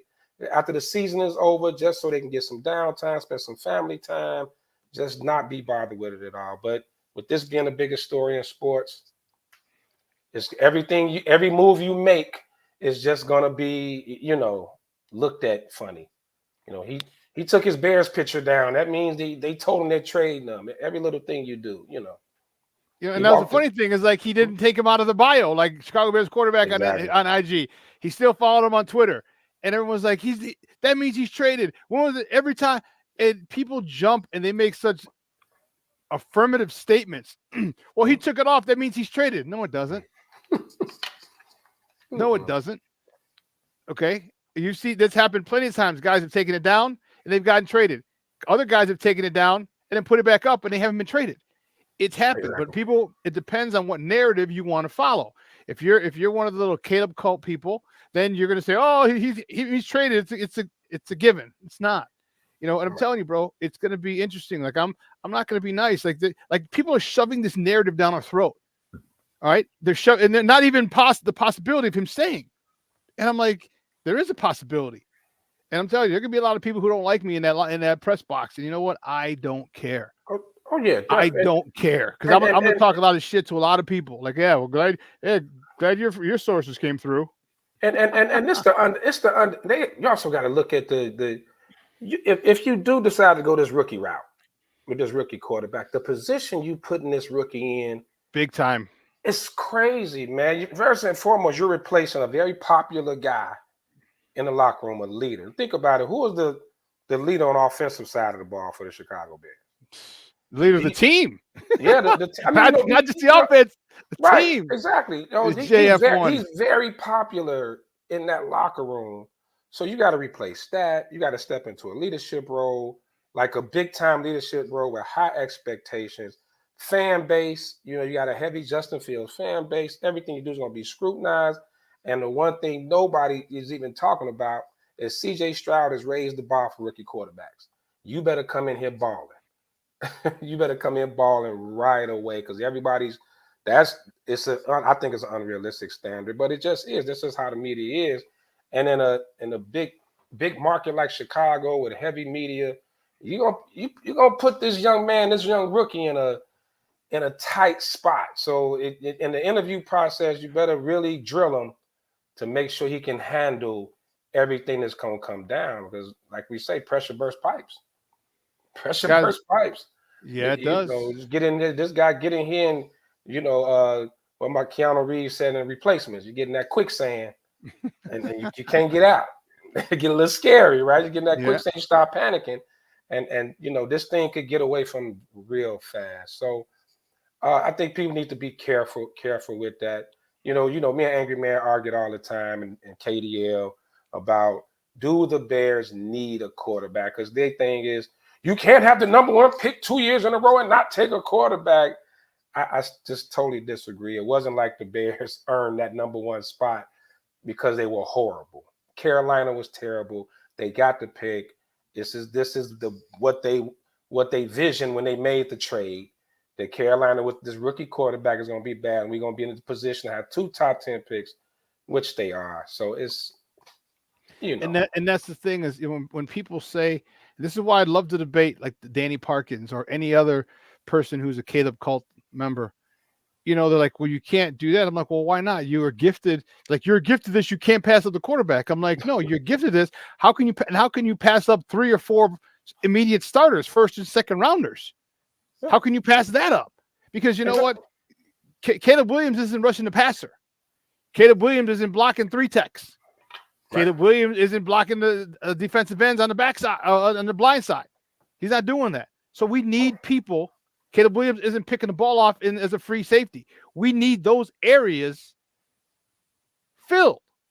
And why fill them with a 3rd or 4th or 5th round pick when you can get them filled with 1st and 2nd round picks? Exactly. And who's like Caleb?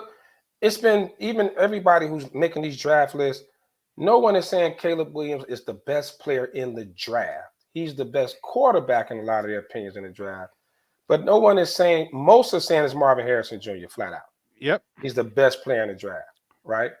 So if you don't need a quarterback necessarily, it's not a huge position of need, and you got the best player in this draft, generational talent, flat out, that everyone's talking about. These are the same people that say, well, no, you don't take a receiver at number 1. you just don't do that. Like the logic changes every time, but who says you have to take Caleb Williams? It's one of the things I wanted, guys, we're joined by Damani Pugh from the Smoke Fellas. You can catch him tomorrow morning at 11 o'clock, 11 to 1 right here on Sports Zone Chicago with his boys, the Smoke Fellas. You got Ben, you got KDL, Sly's on suspension, so he won't be around. Always. Just those 3, and I'll be in the back producing the show. What I said is this: I'm like, you have to make that trade with Washington. And here's the thing that I was on a podcast yesterday. I do another podcast, so make sure you tune in today at 3 o'clock. I'll be in a podcast. It'll be here on my Facebook page as well, with Nomad, and it's all Bears talk. All right, we're forgetting. And I told people yesterday, stop thinking like uneducated fans. When you're dealing with the NFL, you're dealing with billionaires. Okay. And I just looked at it from the money perspective. And I said, Washington needs a draw. They need something, need an attraction. They have a brand new ownership group, which Magic Johnson is involved in. They're going to want money, immediate money on the return. Now, granted, they're going to get their $300 million at the end of the fiscal of the league year. I get it, but they want more money that they can make. How do you do that? Season ticket sales. How do you get more asses in the seats? You draft the kid who's from the area, who's the next generational talent. He's going to put asses in the seats. It's no different than when Derrick Rose came here to Chicago. That United Center, remember, the streak had gone out, had broken, and the consecutive sellout streak. And when Derrick Rose came, they started that consecutive streak up again. And so not only did you get asses in seats and season ticket sales, think of the jerseys. Think of the jerseys. And don't forget LeBron to Cleveland. LeBron to Cleveland as well. What that did. I forgot. Thank you very much. I'm going to use that as well. I'm going to have to say my guy Lucky reminded me. I got to give you credit. But yeah, look at it and all that, and all that's money, because here, look at it. Half the fan base wants Caleb. Okay. So, and not even the whole fan base is going to buy Caleb jerseys. Okay. Many will. But you go to the DMV area, you got DC, Maryland, and Virginia. Everybody's going to want to buy Caleb jerseys. Those things ain't cheap. You know, them $150 a pop. The authentic ones. I get mine. I got a guy. Right. I got a guy. Or go my route, custom made. I got a guy. And the NFL don't get no money, but I got a guy. But I digress. Right. You know what I mean? Like, that's money and all that. And that's part of the money that gets distributed at the end of the year is the merchandising. Like, dude, it is a perfect fit for him to go to Washington. And people are gonna get mad because I'm telling you, I'm gonna be the biggest jerk. I'm gonna be the biggest jerk and say, I told you. And I'm telling you, follow the money. Follow the money. You're just too damn, dude. I'm telling you, I might get into a fist fight up in there, dude. Because I'll be talking so much smack to people. And don't forget, Angry Man gonna owe us a cigar too. He's gonna owe us a cigar. He's gonna have to sit and take our mouths too. Yeah, he's gonna have to sit there and just take it. Here, take this crow. There it is. We're gonna do a whole segment called Sly Eats Crow. Fried hard. Yeah, Sly Eats Crow, and in parentheses, fried hard. Fried hard. There you go. Yeah, let me ask you this though, Shawn. Do you think that free agency is gonna kind of tip? Hell yeah. Where they go. Okay. You don't, dude. You're not gonna pick. You're not gonna. So Daniil Hunter is a guy that I want. And on my show, I thought about, I'm like, and the other show that I do with my guy Nomad, I'm like, yeah, but that's gonna eat up a lot of our cap. because he wants about 20 mil a year, blah, blah, blah, blah, blah, blah. I looked at the cap. So the cap this year is 240, 242-ish. Yep. Bro, the following year, 282. Yeah, That's another projection. $40 million. I'm like, damn, there's Justin's income. You know what I'm saying? Or that's when his 5th-year option. I said, that's his 5th-year option. I'm like, you got it. Which you is got money to, which is about 21 million, right? I think that 5th-year option is up. No, it's he's getting 6, it's about 23 to 25, somewhere in there. In that area. So because I remember it came out to about 30, a little over about 31 million for the last 2 years. Average out to 15 plus. Okay. Right, which is super cheap. Yeah. But you got more money. And I'm like, oh, okay. Okay. I said, you know what? Maybe we can't go after Daniil Hunter. All right, because dude, we get Daniil Hunter. Come on, man. Oh my that defense is ready. Here's what we need: Daniil Hunter and a free safety. And I'll put a rookie free safety back there. We got to sign Jalen Johnson too. But I'm okay walking away from him. But I'm Jalen Johnson and Daniil Hunter are my 2 free agents that I would love to get. Need a free agent center, but let's stay on the defensive side of the ball. Mm. If you get that, you're not getting a rookie to have him. Free agents are coming here to win.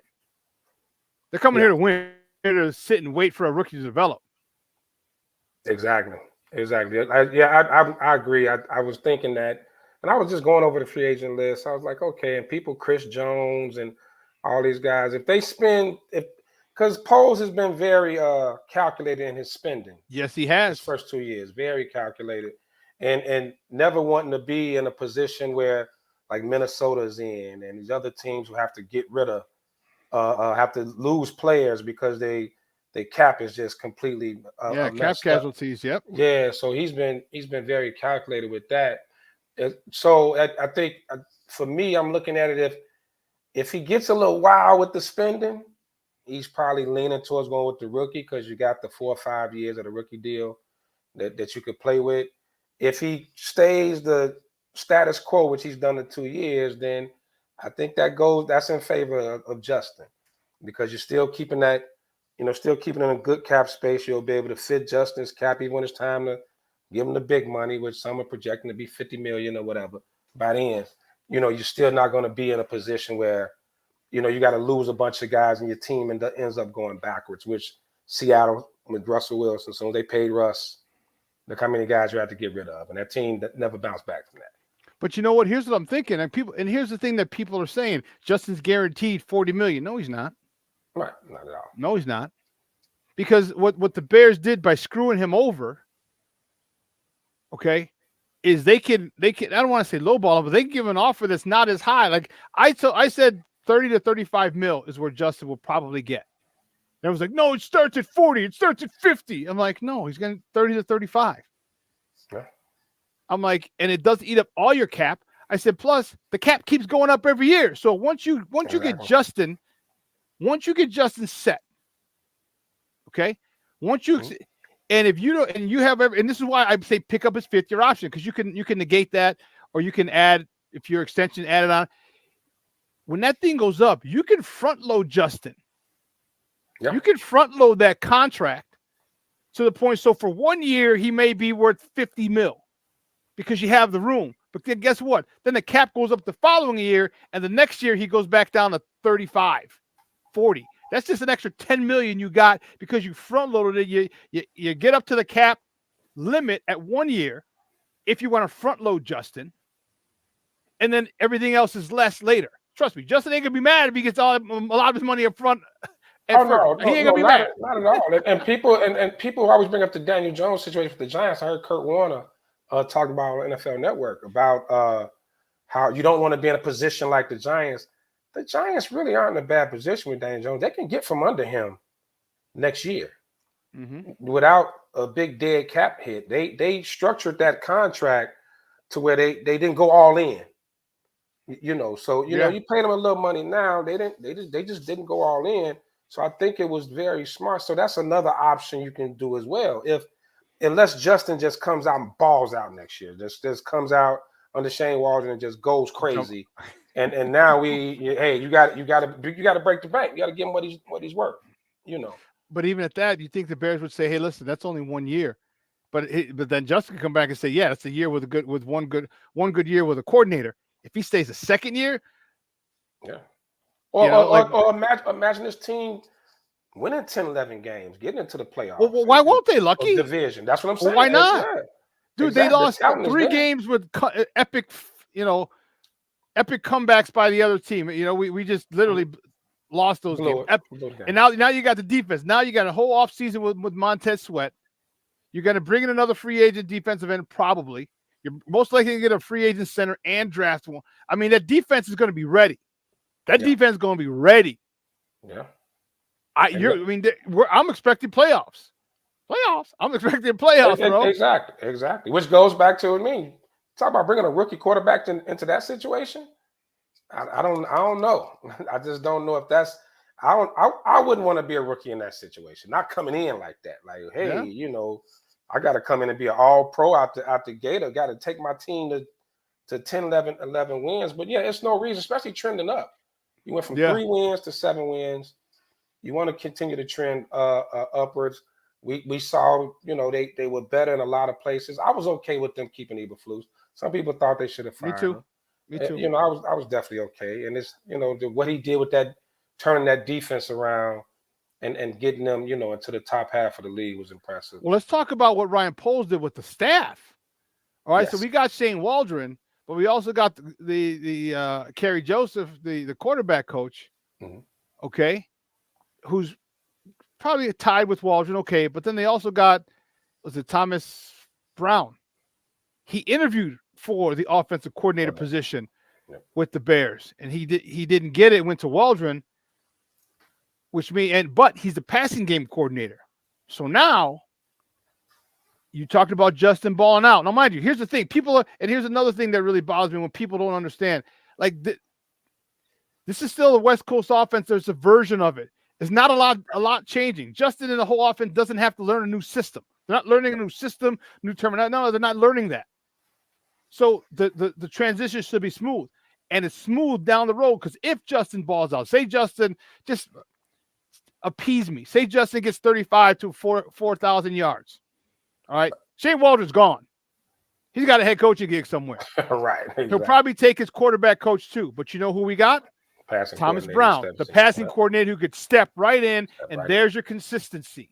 Mm-hmm. There's a consistency. Now, Caleb Cultis can say, "Hey, that's there too for him," and that's very valid.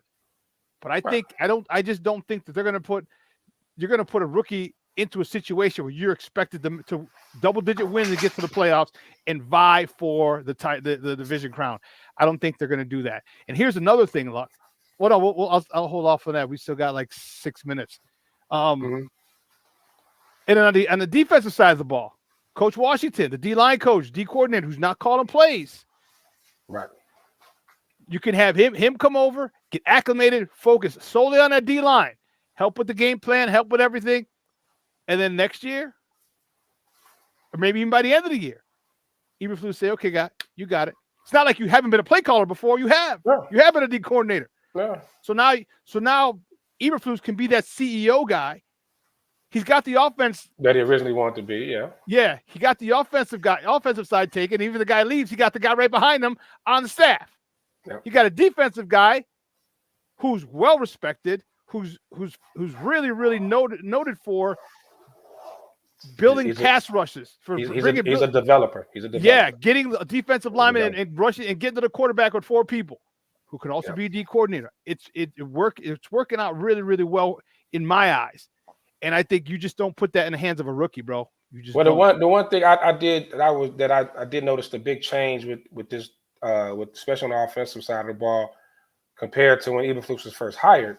You got a lot of first timers. Getsy, first time play caller. I think even the running backs coach, like everybody they had moved into the position. They had never done it before. This whole staff, they're all experienced. Bingo. At their their position. They're all experienced and have had success. They've all been on some level of success at that, doing what they're doing now. So I think that's very important, and it also shows that Eberflus knows what's on the line, and you don't have time to take a chance on a first timer. Which we'll talk tomorrow about Luke Getsy getting the Raiders job. I don't get it, but okay. But but banking on, like I say, banking on the first time, a guy doing it for the first time in this situation was not the way to go. So I salute the polls. Salute the polls with this. So watch watch Flus and polls. I give them both credit. Yeah, watch this because, as I said on your show, I think a conversation had to be had, bro. Because you're not going to have a Eberflus come in and like, oh, by the way, we're going to gut the defense. No, all right. They had to be had to hire him. Like, hey, listen, we're going to hire him, but here's my plan. We're going to gut it in 22, 23. We're going to build it back up. If we have a chance to get a big free agent signing, D3 tech, whatever, we'll do it. Montez Sweat. All right. Well, you know what I mean? And in 2024 is when we'll truly, truly be able to evaluate you, because we can't evaluate you when we gut the defense. Can't do that. There's no way we can evaluate you. All right. But here, watch this. Watch this. Look. This is why the Bears must trade with Washington. And I'll take less assets. Like I said, 3 picks. All right. Give me a first, a second, and a player. Give me a first and 2 seconds. Okay. So you can have your first round pick in 26. Okay. But I need that first round pick next year. You know why? Because what if Washington's the shittiest team in the league? What if Washington has the number 1 pick and we got it 3 years in a row? The hat trick? The hat trick. The hat trick? The hat trick. Patrick Mahomes wins his 3rd Super Bowl in a row, and the Bears got the 3 years in a row, and they're picking 1 and 24. Right. One of the first ever number 1 overall 10-win team, 10-11-win team. That'd be crazy, right? Watch it. And what better way? How much better can you build a team? Yeah. How much better? How many times has Ryan Poles said he's building through the draft? Well, and that's smart, because on top of youth cap space, you're paying rookie deals. Like the guy knows what he's doing. He knows what he's doing, and you'll see him still like constantly draft like the same position. Like a lot of people are saying, why did he draft double down? He's going to double down because, especially when a guy, I wouldn't be shocked if they took another running back. Because hell yeah, Herbert's contract is coming up, his rookie deal is coming up. Mm-hmm. So he's gonna, you're gonna keep stockpile. It's the way you do it. I'm with the Bill Walsh tree of you fill holes in free agency and you draft talent. You draft talent. You draft as much talent. You draft the most talented players in that draft. That's what you want on your roster. And the more picks you got, the more swings you got at it. And he's and the more high picks you have versus second round picks, bro. Come on. They're right now talking. I've seen scenarios posted where he gets like 11 picks this year on this draft, in this deep draft. Bro, oh my God, that's crazy. Dude, we could talk about this all day because I'm telling you, it just seems too right. But we got to run. Hey, Luck, great stuff, Papa. I appreciate it, man. Thanks for coming on, and I will see you mañana. Do me a favor, let everyone know where they can find you online. Oh, you catch me online. Hey, Facebook, look me up, Damani Pugh. You can also catch me on Instagram at Lean Martin, Lean Martin, Martin 623. Hey, catch us tomorrow morning, 11 a.m., man. We're going to have another great show. And, of course, I'm not going to do too much tonight, so I'll be good and, wired up for tomorrow. I'm going to smoke a cigar now. That's going to happen. No. That's a given. That's going to definitely happen. That's going to definitely happen. Sure, the sun rises in the east. You smoking a cigar. Every time. Yeah, thanks for having me, Shawn. Anytime, man. I love coming here, talking Bears with you guys, talking sports. And, you guys have a good Friday, man. Enjoy your day. All right, now. Hey, guys, we got to take off. 2 hours is coming and gone. I want to thank my guest who came out, Matt Zawoski, for coming on talking baseball with us. My man, Lucky Lefty himself, Damani Pugh, talking Bears. Guys, it's going to be a beautiful weekend. It's a little cooler today, 47 and 50. Not 61 like yesterday, but it's a little cooler. So do me a favor. Get out there, enjoy it. All right, spend time with your loved ones. Have a good one. This show will be replayed at 8 tonight. No, 6 o'clock tonight. Second City Sports coming on at 12:15. This will be I'll be on my show at 3 o'clock with Nomad. So you have tons and tons and tons of the SuperBack talking football. All right, folks. I'm your boy, the SuperBack, Shawn Sierra. Have a great weekend, my sports owners. I love you. I appreciate you, and I'm really thankful you follow me. Make sure you spread the word. Tell people about Sports Zone Chicago. We'll talk about the quarterback clock another time. Black Rain, thanks for tuning in, Papa. Your boy, the SuperBack. I am out.